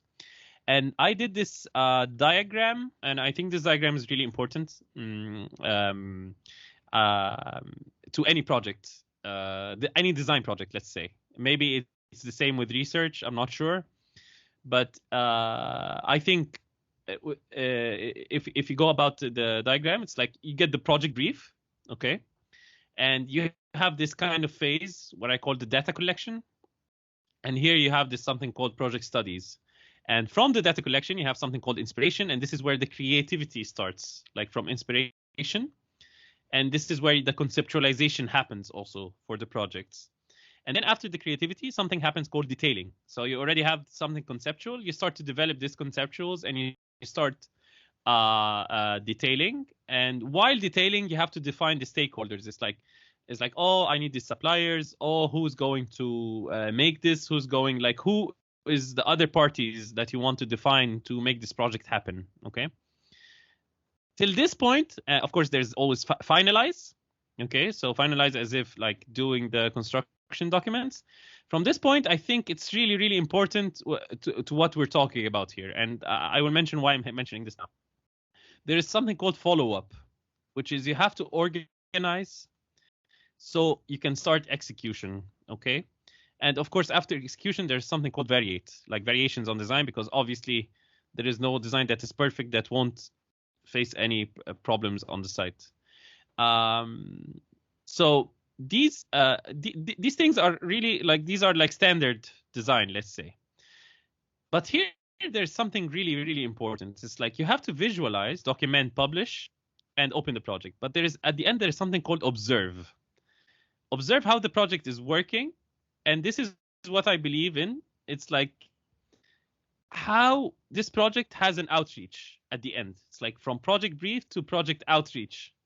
It's like, did the project did some sort of outreach? Like, did it affect the people around it? And believe me, this kind of was followed from this building that I showed you earlier. It's like, I thought, like, I kind of intuitively thought this is something important to have for every project. It's like, for every project, you have to think about the project outreach. Did it affect its community? Did it affect the people around it? Did it add to the quality of life to the people involved with it? Whatever. So I just wanted to share this diagram with you really fast. Thank you. It's very useful. Yeah. And it just shows the point. Thank you. Yeah. And here, okay. So yeah. So documenting is really important, because it has to do with the project outreach. Because when you have the project outreach, you can apply again for other stuff, and people will trust you more, so you can do more projects. So in this case, for example, I had this also opportunity because of this project to do this street renovation. And the street renovation, I mean, I've already been there in the area for like 1 or 2 years. So it was easy to do all these participatory design exercises with the people. I'm trying to understand what's important to them in the street. And we had also a high percentage of deteriorated buildings. So I was just trying it was a very complicated project with a complicated timeline. But what I was trying to do is kind of like to grant identity to the people. So the intervention might look very simple, like it's all about coloring or giving color to the places, or like creating a public space, but it's all about granting identity, because the situation of the people in the informal settlements is that they always feel that they are under threat of evacuation. Evacuation. Yeah, evacuation. Yeah, exactly. They're always under this threat. So they kind of belong to the street, but at the same time, they treat the street like shit, because they can be removed at any time. So why not? You know what I mean? So I was trying to kind of like grant identity to the area. It's like granting identity by using color, granting identity by giving different places for space. So for example, there is I worked with the youth, I worked with the kids, and I tried to do this kind of like a training bar, like a mutawazi, and pull up bars, and like stuff. And I have these also make them these kind of like goals, which is kind of also moderated with the war. So they take them out when the kids want to play, and they take them in. And for example, this space, there used to be like a drug junkie. It used to be a junkie space. Like drug addicts used to hang out here, which was causing a lot of problems to the people of the area with all these kids. Imagine the threats, you know. So yeah, granting identity, which is like giving some originality to the space. However, and I was happy to work on this. It was also out of keen observation of what's happening over there. So for example, this area, they used to gather a lot around this bench. This is kind of like the street where it kind of connects two main streets. So also there are many people passing around. So why not create, I called it the multi-ground, which is like kind of a space where people can enjoy, like kids can play and stuff. And this is like the gathering space, but also this is called the extending living room. So it's also about restoring ownership, kind of like like because if you're putting space for kids to play and space where you can sit, it's kind of you're kind of taking ownership of the street. It's not for the drug addicts anymore. It's not for the people with working with wood anymore. It's for you, kind of like, and this kind of like, it's kind of like spreading this kind of like city life to the extreme industrification that is happening. You're giving them self-sovereignty, where they feel like this is my home and I own it, and I Yeah, want to take care of it and I can play with it. And the verbal has been made into the physical, what they could yeah, never have before. yeah, exactly. Kind of like, thank you for interpreting that. Mhm. And this is the extended living room is like trying to make benches, because for example the women, they don't go out much, as much as they go out, like only to the extent of sitting in front of their own homes. So I wanted to create these mastabas, which is like usually it existed in most of the Upper Egyptian homes, and most of the people there are from Upper Egypt. So again, kind of trying to take all these needs and trying to also figure out what kind of uses that is happening on the street and working on them. And thank God the output. I mean, if you can see in this photo, you can see the women. They hang out in front of the houses. Like this is their house. They just hang out in front of it. But here we have like we have a mastaba for Sayyad, we have a mastaba for Sameh, we have a mastaba for Dawar, we have a mastaba for Abu Ayman. Like every house has its own mastaba. So again, like this kind of becomes like an extended living room, instead of just staying all day at home. Especially these people, they have a big problem of sun exposure and natural light that comes inside because of the closed like the close distances between the buildings. And yeah, it was a really interesting project that kind of also started this sprout. So you have the War al-Izbah here, and then we have all these buildings that have a certain identity. Like each floor has its own color, kind of like with a certain identity. So you can identify. It's like, this is the house of Ayman, this is the house of Hagg Sayyad, this is the house of using color and using like coding, kind of, instead of all this and I'm hoping this seed can turn into something bigger also, and kind of like sprouts all around the area. I had this I'm not sure if I had this I'm sure you've seen this picture before. Let me see if I can fetch it. Yeah, you can go to the picture. While you are, I'll just say something while you're doing that. I once read a paper by one of my professors. She's brilliant, Yani. And Professor Dina Shuhaib. And I think she wrote a paper, if I'm not mistaken, but she wrote a paper about how using white surfaces in informal settlements can increase the level of daylight exposure drastically, just by changing them to white. So I was looking and I was like, I remember this, I read this paper maybe, I don't know, 10 years ago, 9 years ago. But I looked at it and I was like, it's wonderful to read this stuff, but nothing gets done. Everything is, there are no people who really want to implement it or have the opportunity to, or when they do have the opportunity to build it. And then I look at this and I'm like, here's a lovely example of, having a street that doesn't have light, and you use white, but also with other colors to bring out the beauty of the space and to bring out and to give it some more lighting. So I just wanted to tell you that, because that is a research approach to areas like this that don't have light, to just put in white, which usually you wouldn't, because it would really put a lot of glare and cause a lot of glare. But when you have all of this darkness due to a lack of proper planning, using white is a very instrumental tool. I mean, let's say it's again, it's I think it's accidental again.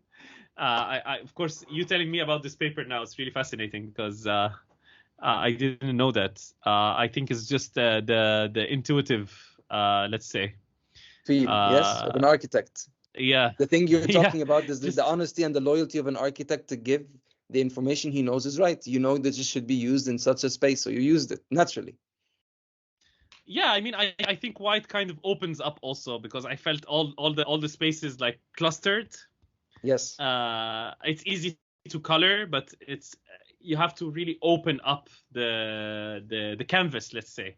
And these Yes, kind of like exactly. small colors, they are kind of like they are identity, like giving identity, kind of like Yeah, for different yeah. places. I also have a really fast photo. I don't know if you've seen this photo before. It's a it's a desperate attempt to render I love it. how I vision. Of course, buildings don't have to look like this, but I mean, if we could capitalize on this and use all these spaces on the top of the rooftops and use all these this. By the way, this rendering was before this project, so I'm really happy because the now you can see this. It's kind of like we're It's starting, kind it's of. starting. Yes, yes, yes, yes. kind MashaAllah. of. Yeah. I mean, it's a bit optimistic, but let's see what's going on. But yeah, I mean, this is what I was talking about. All these thread of projects and fortune from Allah. يعني حمد من ربنا طبعا وتباديل وتوفيق. And it leads on. And this also led me to the other project because, as I told you earlier, it's like I worked in Takween before this project, directly before this project, and this project was urban and landscape, which I done completely on my own, and it's in one of the most important areas in Cairo. And it's like some architects, they call me, it's like, man, you should quit architecture if you're doing a project in a place like this, because it's kind of like, I mean, who would thought it's like it's one of the most important and vital spots in Cairo, in front of Sultan Hassan and Rifai. And yeah, the experience I gained from working in Takween equipped me with the necessary knowledge to finish this project on my own, which is this project, which is the Darb al-Labana Heritage Plaza. So yeah, here we have another story. We have two huge monuments, two huge Islamic monuments, a very, very vital area. And ironically, I just want to tell you how the coincidences work. This is where my graduation project in the university was, like the same site, exact same site. So yeah, I just equipped what I already studied in university because I was completely obsessed with the research at that time.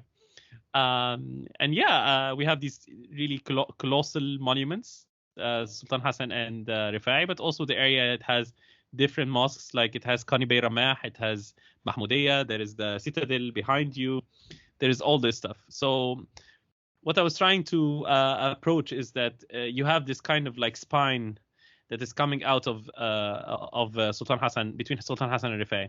And this spine, this urban spine, and again, working with the urban architectural and internal, but in this case, there is no internal, but working with the urban, is this spine is coming from old Cairo, and it's coming from downtown. So literally, if you walk in a straight line from downtown, straight line, from all the way from downtown, you walk in a straight line, you reach this site, okay? Wow. And there is another path also through El Muizz Street. If you walked straight line, you will reach the site also. So you have these three different spines, three different very, very important spines. If you read about Islamic architecture in Egypt, if you read about Islamic monuments in Egypt, you will find all these maps explaining these spines because they have the highest population of mosques and monuments from that era. So yeah, I had the privilege to design a public space and to design a garden in coordination with Dr. Nairi Hampikian, who used to be my history professor in the university. So yeah, she appointed me to this project, and what I was basically trying to create is to make this site kind of like the start and end point for anyone who's visiting the area. But also at the same time, it becomes a public space for the people who are already living in the area. You know, in Cairo, we have a very, very low population or a low number of public spaces. So creating a public space for the people, because it's a very, very vital space. So I wanted to create a start end point dragging on from the spine and using the existing trees. So we had an existing mango tree here that I kind of based the concept on. And I kind of dragged the spine to create this kind of like the start endpoint, which creates connects the two levels together, because this is a lower level and a higher level. So basically it's connecting and preserving what's already there, but also it's kind of like a welcoming space, because you know that there is all these festivals that happen in the area. I don't know if you know this, but the Mosque of Rifai, there is the Mulid of Rifaiya that happens every year. I don't know if you've been there before. No, but Mulid is a mess. basically the birth of a saint, or what they regard as a sage, or a very important religious figure. So people sometimes celebrate that. It's more of a cultural thing, and so people like to do that just for the audience to know. Yeah, it's a mess at that time. Like like the people are putting tents all around the street. They're putting tents on in each corner there is a group of people chanting and doing the Sufi, or in this case the Rifai chanting. And yeah, so I was trying to create a space where it can accommodate all these kinds of different activities, and it becomes a melting pot and an open museum kind of, because you have all these monuments around you. And this is where the idea of this circular bridge came from, which is kind of, it takes from the spine, and then it kind of like you're in kind of this bridge where you can watch all these different monuments. So when you pass 360, you can see Qani bin Ramah, you can see Rifai, you can see Sultan Hassan, you can see Shara Saliba, and it's like kind of there was also an idea of putting like panels in front of each monument on the handrail to kind of explain, or a QR code that kind of like leads you onto the link where you can understand, because it's kind of also a touristic area. So yeah, I was lucky enough to design this. This is the master plan, and as you can see, like I remember when this was after the Eid prayer, and the project was still under construction. This was the last Eid. And yeah, as soon as I saw this picture, I was so happy. You have no idea, because this is exactly what the space is meant to use for. Is like going out of the Friday prayer and just sitting, having some tea, sitting with the family, taking some photos, just sitting. And every time I go there, I see something new happening. Some kids playing parkour, some kids playing with the skateboard, something you never see in Cairo. You never see this stuff in Cairo, ever. it's like So to be able to see that, it was really I was really happy about it. This was the progress at that time. And as you can see, these are the people coming out from Sultan Hassan and the Rifai on the Eid prayer, and they're just enjoying the public space, which is kind of opens up to these monuments. But also there's another idea where it's like it kind of opening up and kind of creating an amphitheater to the monuments, kind of. So also if you're an architecture student, you can go sketch. There are some people who are historians. They can go and make lectures there. There are some people like, it's like beyond the original form of just having a public space. Some families, they come and sit on the floor and they eat. Many things happen. And I'm imagining this Ramadan. Are you coming this Ramadan? Hopefully. Yes, hopefully. Yeah. This is something I wanted to reflect on, actually, is that while you're explaining, you keep on saying people sit here, they come with tents, they sit on the ground, they eat, they play parkour.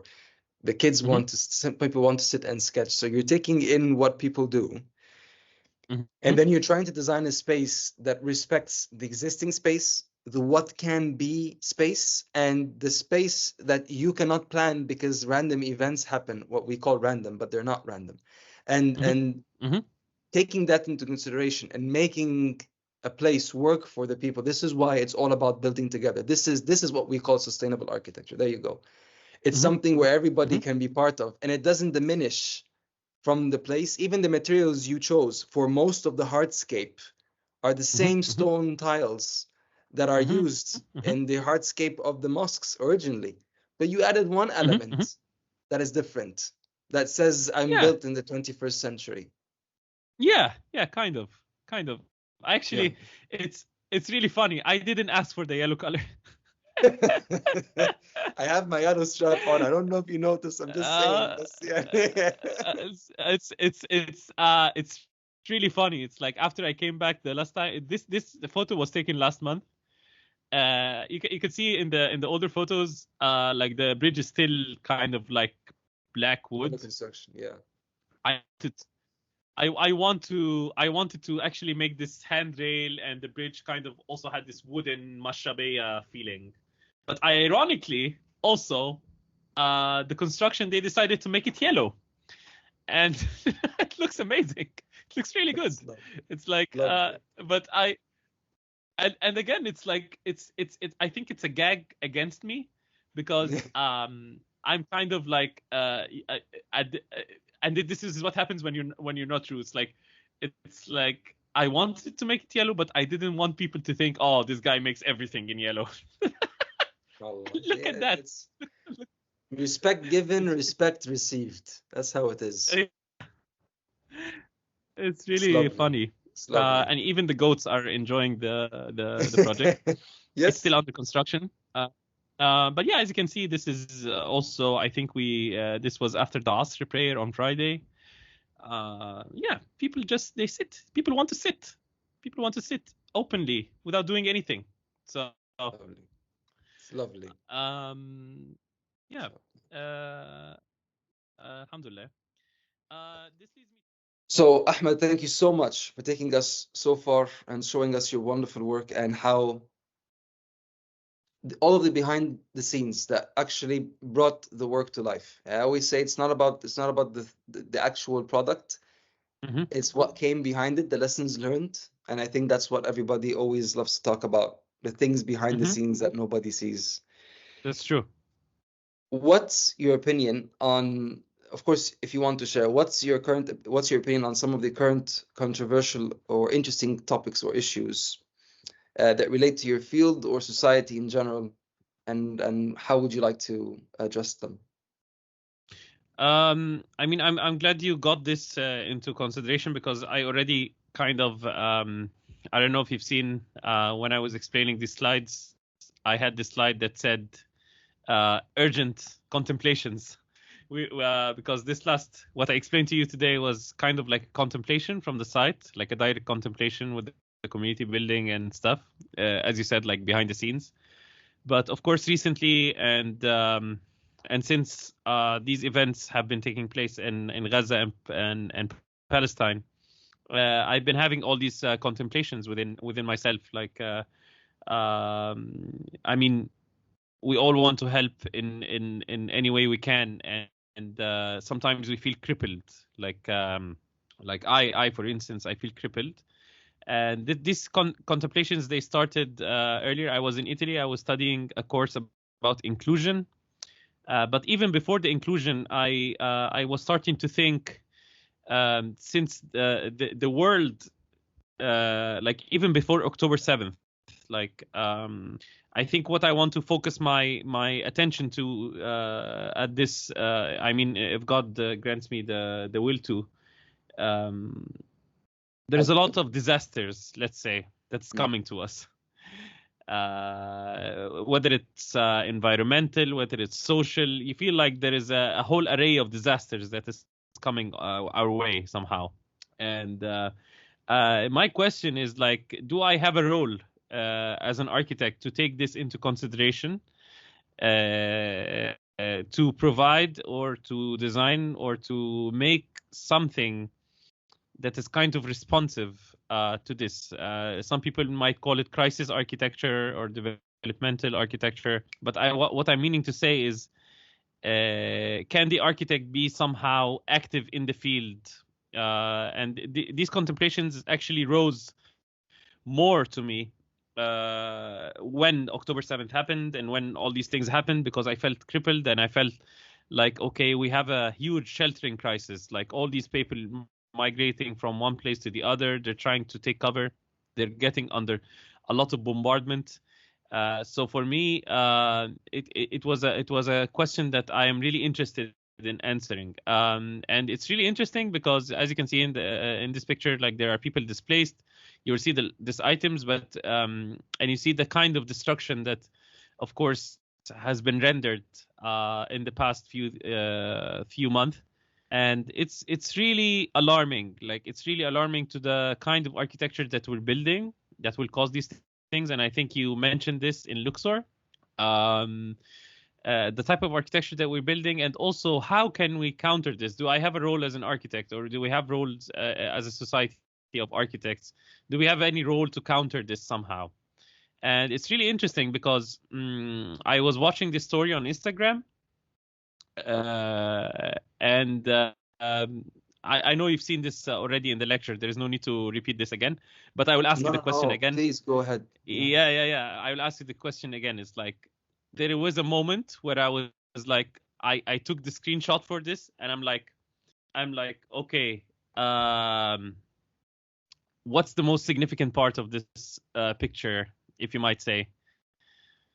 The wood pallet. Exactly, the wood pallet. The man is running for his life, but he's carrying a wood pallet. Can you imagine the significance of the wood pallet for him at this moment? It's his house. He's literally running with his house. I don't know what he's using the wood pallet for. He might be using it to burn fire. He might be using it to make a platform so no water can enter his tent. He might be using for different purposes. But here, this is an architectural element, and this is a resource that this guy is using, and he's choosing to run with it. And like, he would die with this in his hand. And this begs the question of what kind of how can we counter this? And this is kind of an open question, because of course there's many things that it's like a thought experiment. But I mean, if we are inevitably, as a nation, or like, let's say as an Arab nation, we are destined to be bombarded, let's say, it's like, what sort of I mean, I know, like, and we had this discussion earlier in the lecture. It's like, we're not supposed to be thinking like this. We're not supposed to be like asking these questions. We are supposed to be protecting ourselves and stuff like that. But at the same time, okay, if all solutions were rendered impossible, okay, what is our role in this case? You know what I mean? As architects, and this is where I have these set of questions that kind of coming as a result of my contemplations, which is like, is there a way to counter the destruction, and what makes a safe and resilient space for threatened communities, and does the creation of this space deem necessary if the ultimate response is destruction, and if supposedly there is a way, what form, considerations, and strategies could it inform? And when I look, this is actually a question for everyone watching this. So this brings me to while I was taking this course, I was lucky enough to be lectured by a professor called Battistella. He's from Italy. He teaches at the University of Milan, and he has a company. It's called ARCo, and it's really interesting because for me always this kind of this question, I didn't know it kind of had an answer, kind of. Okay, so I'm just going to show you this example because usually ARCo, what they do is like they work in many projects that are in Gaza, that are in West Bank, in let's say in conflict zones, and they do architecture. It was really interesting for me to show you this because I don't want to go into architectural details, but I just want you to show to see how this school, like for example, this school is built entirely out of earth bags, okay, in Gaza, in West Bank, and the whole idea is to kind of like, first of all, because it's not allowed to bring any construction materials. It's not allowed actually to build, so they had to figure out innovative ways to build this school without kind of like catching the radar of the occupying force. Okay, so that's why they're using earth bags, and that's why. But that's the reason, and another reason actually. I mean, it's a very simple school for people there and for the communities, and it has a very simple concept architecturally, which is kind of like closed into an inner courtyard. They're trying to inspire from Islamic elements and stuff, but that's not the issue here. The main issue that I'm concerned with, or what kind of like was fascinating for me, is that the person who designed this school, he says that this school was bombed 3 times. Okay. And in the 3 times it was bombed, it actually didn't fall.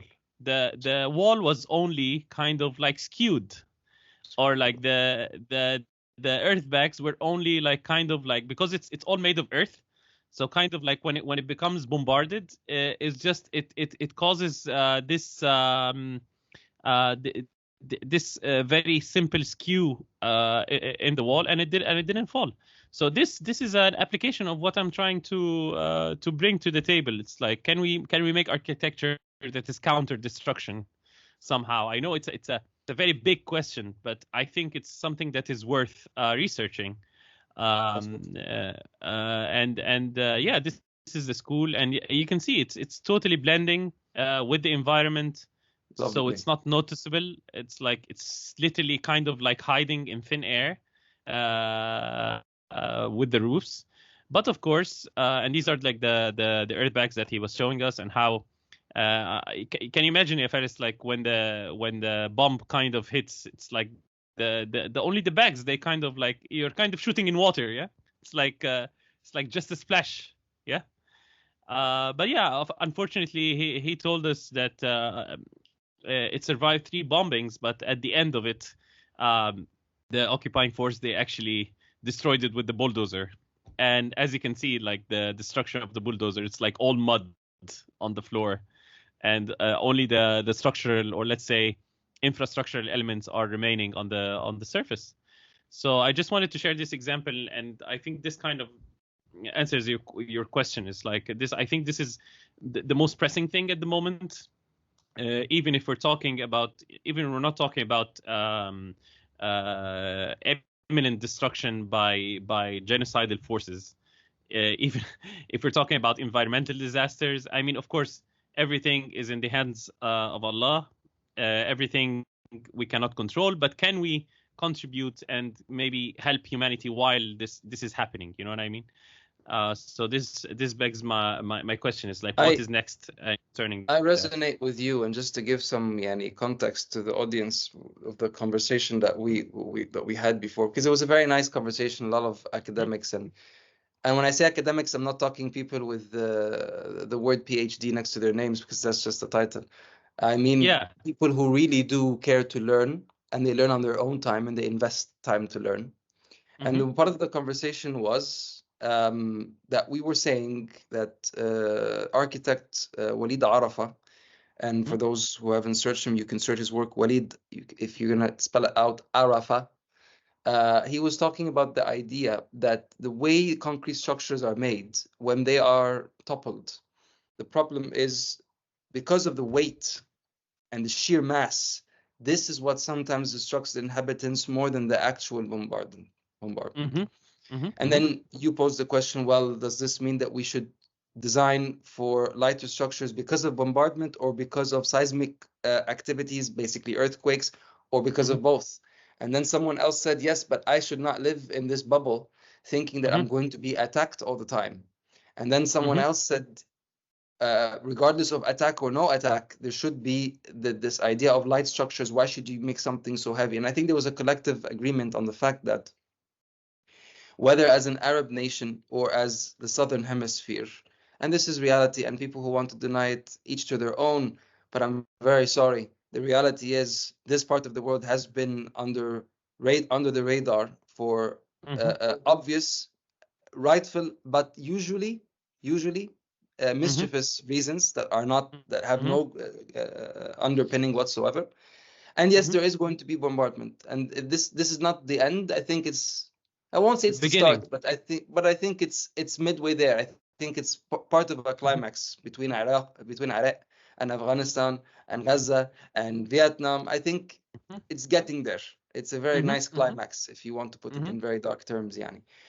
And I think the conclusion we came to is that the reality is we design sustainably because it's the right thing to do. We don't take up of the environment more than we need to because it's the right thing to do.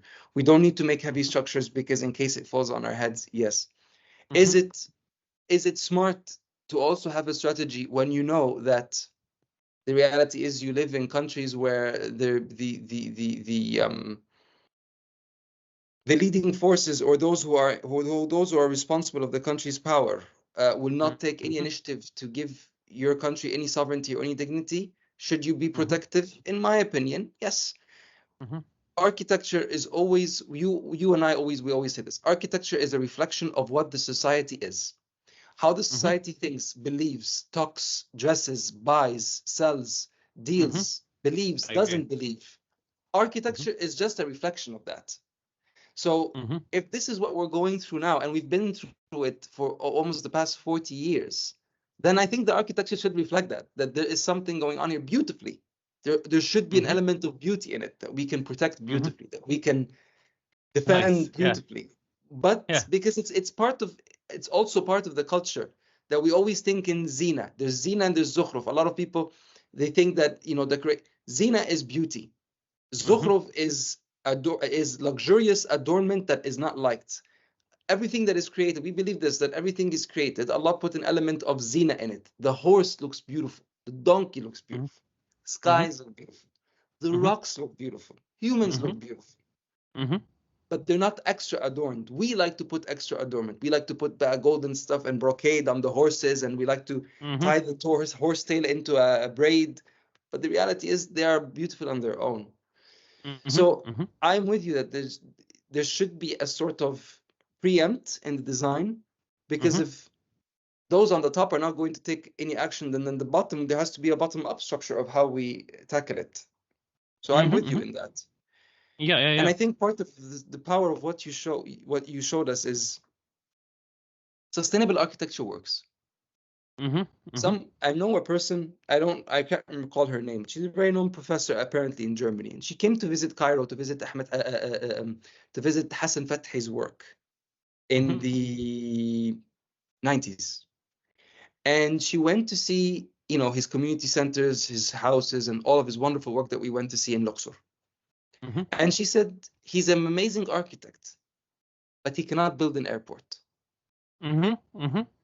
And part of that, I understood the intention is like, oh yeah, he cannot design a mega structure that can take all of these loads and all of these wind forces and all of these vibrations. And when you show me these bags, and they've been bombed strategically, pinpointed, it's not a plane, it's a bomb, and it survived, then it's not that he cannot design an airport.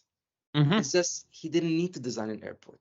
There were much more important things that needed to be designed on his priority list. So to your point, there are more things we need to focus on. How do we inhabit these people in a way that makes them dignified, protected, and feel at home when they know that they can lose at any time. Someone once told me, stop saying about places you move to, this is my home. The whole earth is your home. Stop saying that. Say, this is my house. It makes a very big difference. Your house is something physical. You can exchange it. You can get something better. Your home is something you feel.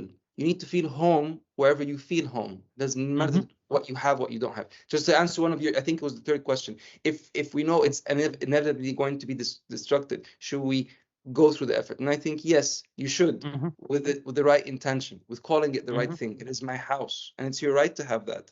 And it's partially your home, but your home is a completely different feeling. It's a different topic, but still, just to resonate with what you said. No, I completely agree with that, and I think actually I want to open this to the audience, because I think it's an interesting inquiry, and I think most of us are feeling this way. Like as architects, I know some architects right now are doing some workshops that are concerned with. I know that many students are doing projects. Like as soon as I started opening my eye to this idea, I found out that actually many people are thinking about this.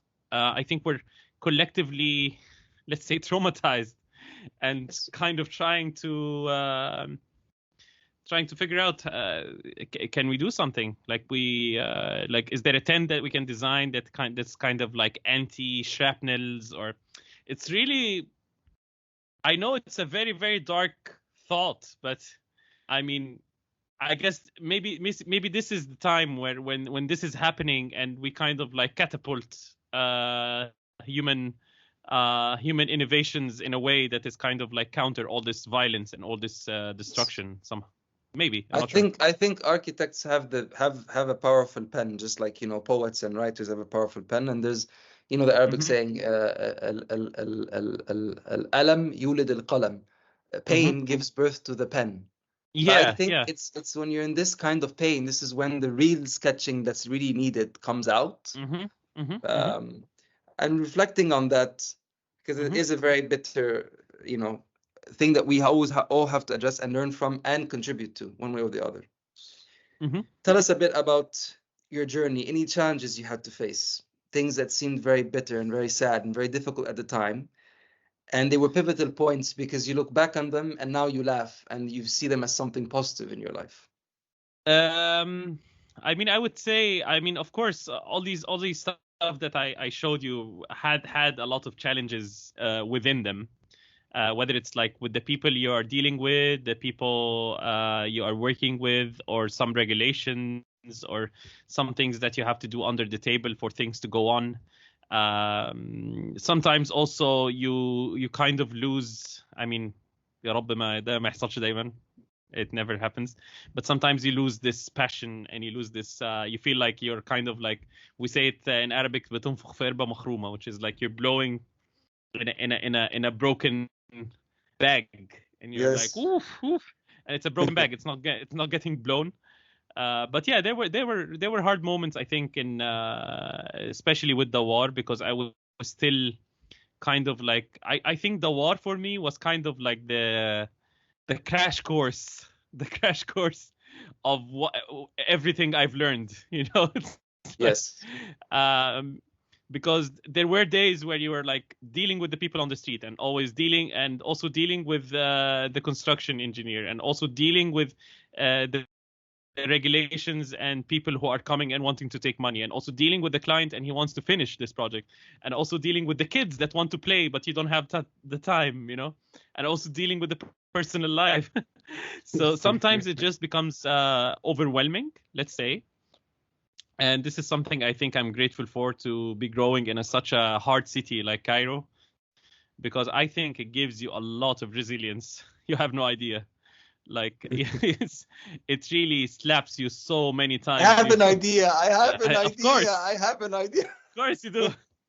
Of course you do. I mean, for anyone who didn't come to Cairo, believe me, as soon as you land, you will feel it. Like, I had a friend from a foreigner friend. She came for the first time. She felt it instantly. She was like, "Oh my God, how did you survive this?" Yes. So yeah, I mean, there were many challenges. I mean, at some point also the building was on halt because there was no sufficient money. But I like to believe myself as a positive person. Like, I don't. I mean, what passed has passed for me. Alhamdulillah, there was not a moment where I was kind of like, and I don't know where I get this. It's like it's kind of this stoic, trying to be stoic behavior. Of course, I overthink. I have my anxieties. I have my things, but also it's like, I mean, I love Marcus Aurelius. Let's be clear about that. Like, I love Marcus Aurelius. I love his books. It's because he always, I always feel towards Marcus Aurelius, it's like he's like a father figure, you know. Especially when you listen to meditations in the audiobook, and if it's like said really nice. Yeah, he's a total father. He's like, it's like, you know, and I was unfortunate. It's like I grew up without a father. I mean, I had my grandfather, of course, he taught me everything, but I mean, like, he was kind of like this father. He was saying, it's like, you shouldn't worry because life is kind of a constant flux of things that you have no control over. And one of the best things is like, you just focus on the things you can control. Like, for example, if the weather is bad, you can't do anything about it. There is no need to. But of course, on top of that, there's the most amazing cherry that has all these things, which is the Quran, of course. It's again, it's much more, but it's much more. But But yeah, like Marcus Aurelius was with me for a while in some times, and because of that, I'm also always like when something tragic happens, let's say, I'm always like kind of like, okay, alhamdulillah, it's like, okay, let's move on. It's like and you always have to also be always prepared for the worst case scenario. Some people think I'm dark about that. No. People think I'm negative, but I'm actually not trying to be negative. I'm just trying to be a realist. It's like you have no control over anything. Exactly. You can لا قدر الله die. You can die in any moment. You can lose your sight in any moment. You know the reality of things, and you just prepare for them well. That's Mentally. Yeah. Mentally. There you go. Mentally and even physically. Mm-hmm. And I share your I was just reading something the other day about the concept of zuhd, or what they call asceticism, or being detached from worldly things. And detached does not mean that you decide not to wear pants anymore because they're too nice, they look nice, or you decide not to wear shoes anymore, or not to have a house. It means that if you decide to have something, you have it in moderation, and you don't have more than what you need in quantity, and you get the right quality that you need. And if it goes, then you just move on, because there's something more important to my life here. And that's what and they sometimes refer to it as stoicism. Part of zuhd or part of asceticism is stoicism. And of course, like you said, you can find all of them in the divine scripture, in the Quran.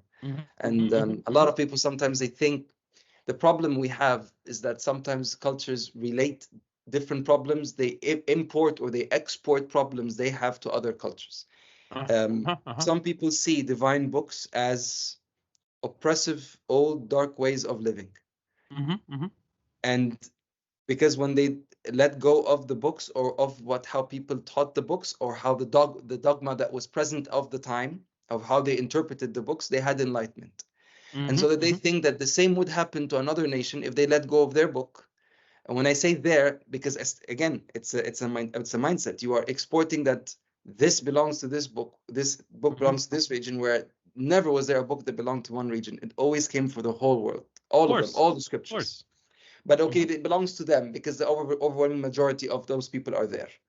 But once you step out of that and you say, actually, they don't have this problem, because the dogma they've had over, if you want to call it dogma, over the years, even if they had horrible loopholes in it due to the people in power, or the sultans who wanted a certain viewport, or wanted a certain exercise of power over another nation, so they twisted things. Despite that, there was always a beauty in that divine book, or that divine revelation that people follow till now, that make them do the things you do, of trying to connect with people, trying to do sustainable work, it's a mindset that very few people will be able to get, except if they have years and years and years and years and years of practice through a lot of wisdom and a lot of people, that it can give you a shortcut, and sometimes you won't be able to have, and it can give you that shortcut, and it will give you that wisdom. So I see what you mean when you say you bring it back, because some people will be like, this is woo-woo stuff. It's not woo-woo stuff. I understand what you're saying, so we're just trying to put it into terms for people to get it.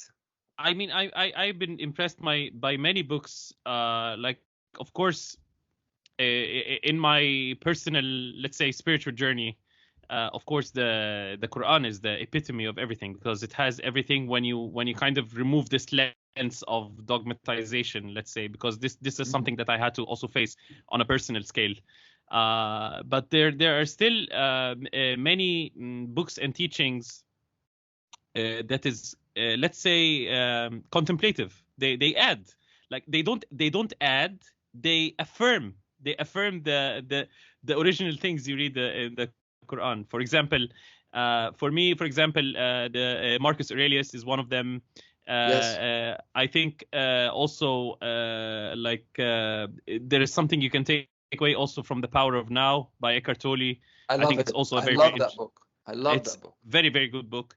And also the Tao Te Ching, also by Lao Tzu, is also, it has these aspects that are kind of like, they all call for the same thing, which is kind of like, you can't control what you can't control. Like it's something beyond you. You just have to start your day and we call it tawakkul, we call it Reliance نفس on Allah. المطمئنة. Exactly. Exactly. This is I think it's interesting, and I think it took me a while to reach this conclusion, but I think I had it in me within myself, if I'm speaking personally, even with all this seeking, let's say, it's just, you know, it's from the inside, let's say. I'm not Speaks sure. to you.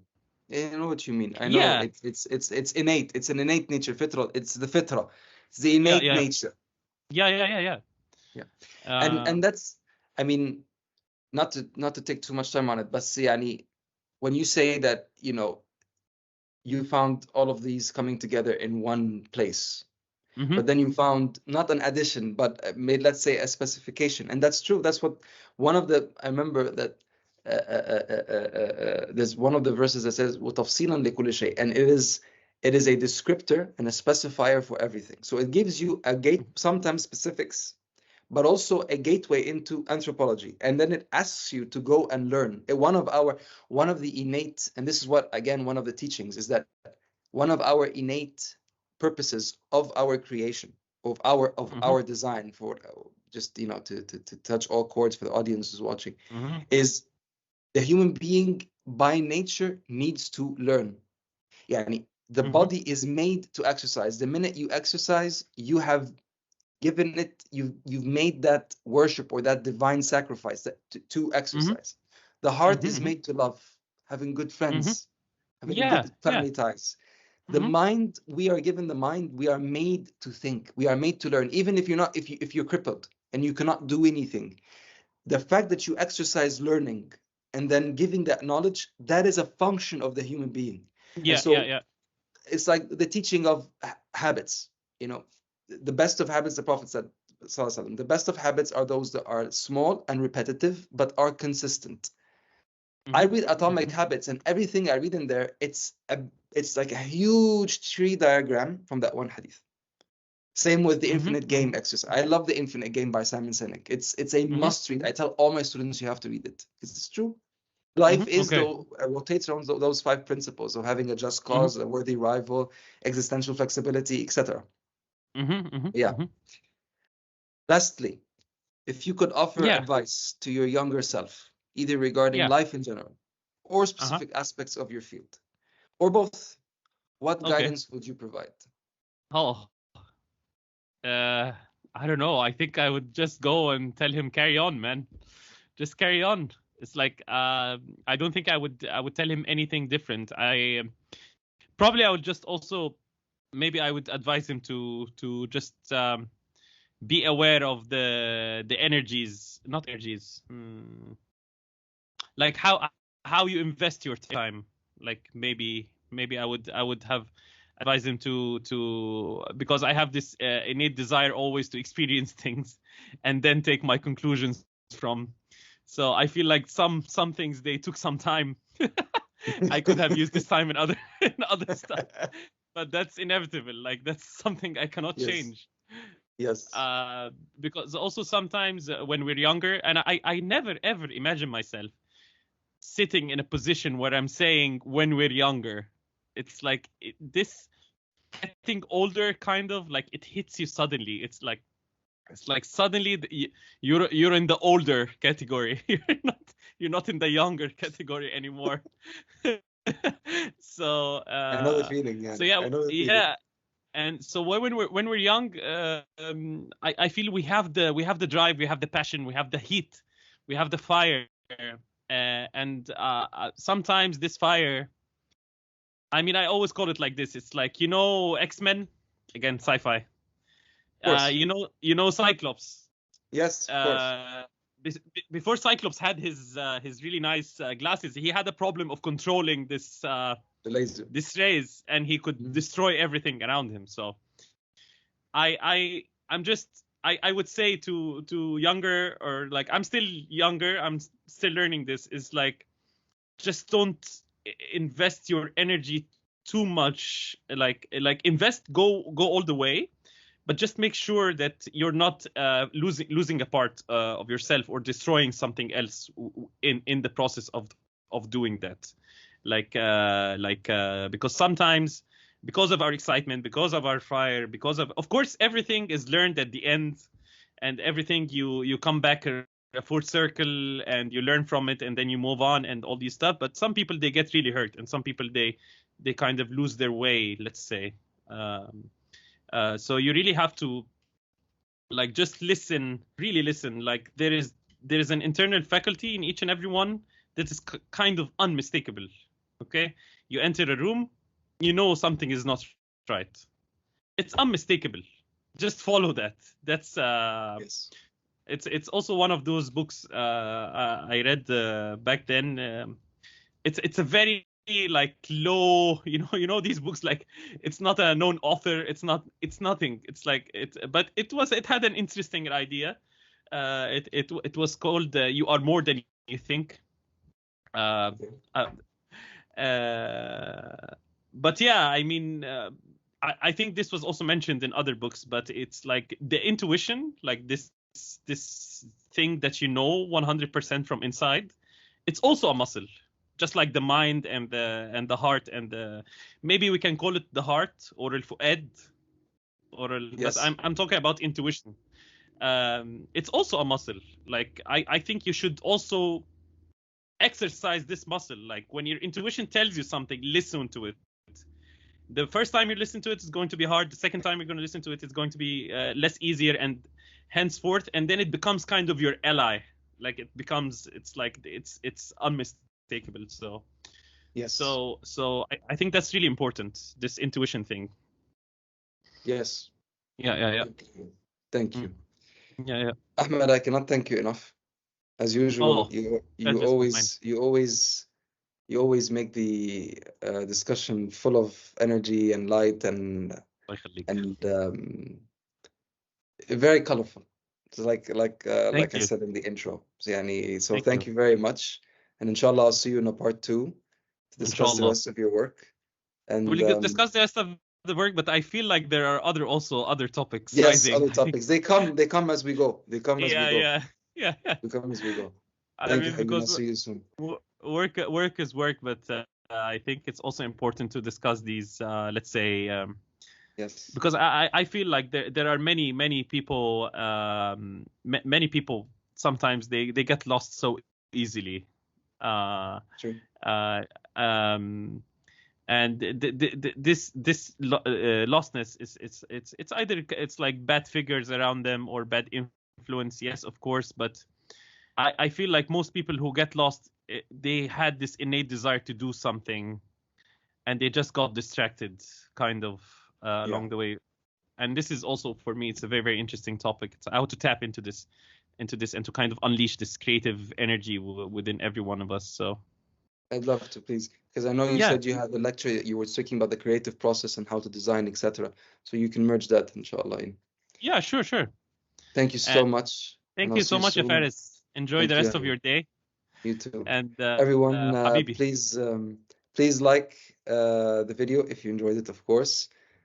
Share it to those you think will benefit from it, and subscribe. And please tell us in the comments what you thought. Tell us your ideas. Reflect on what we spoke about.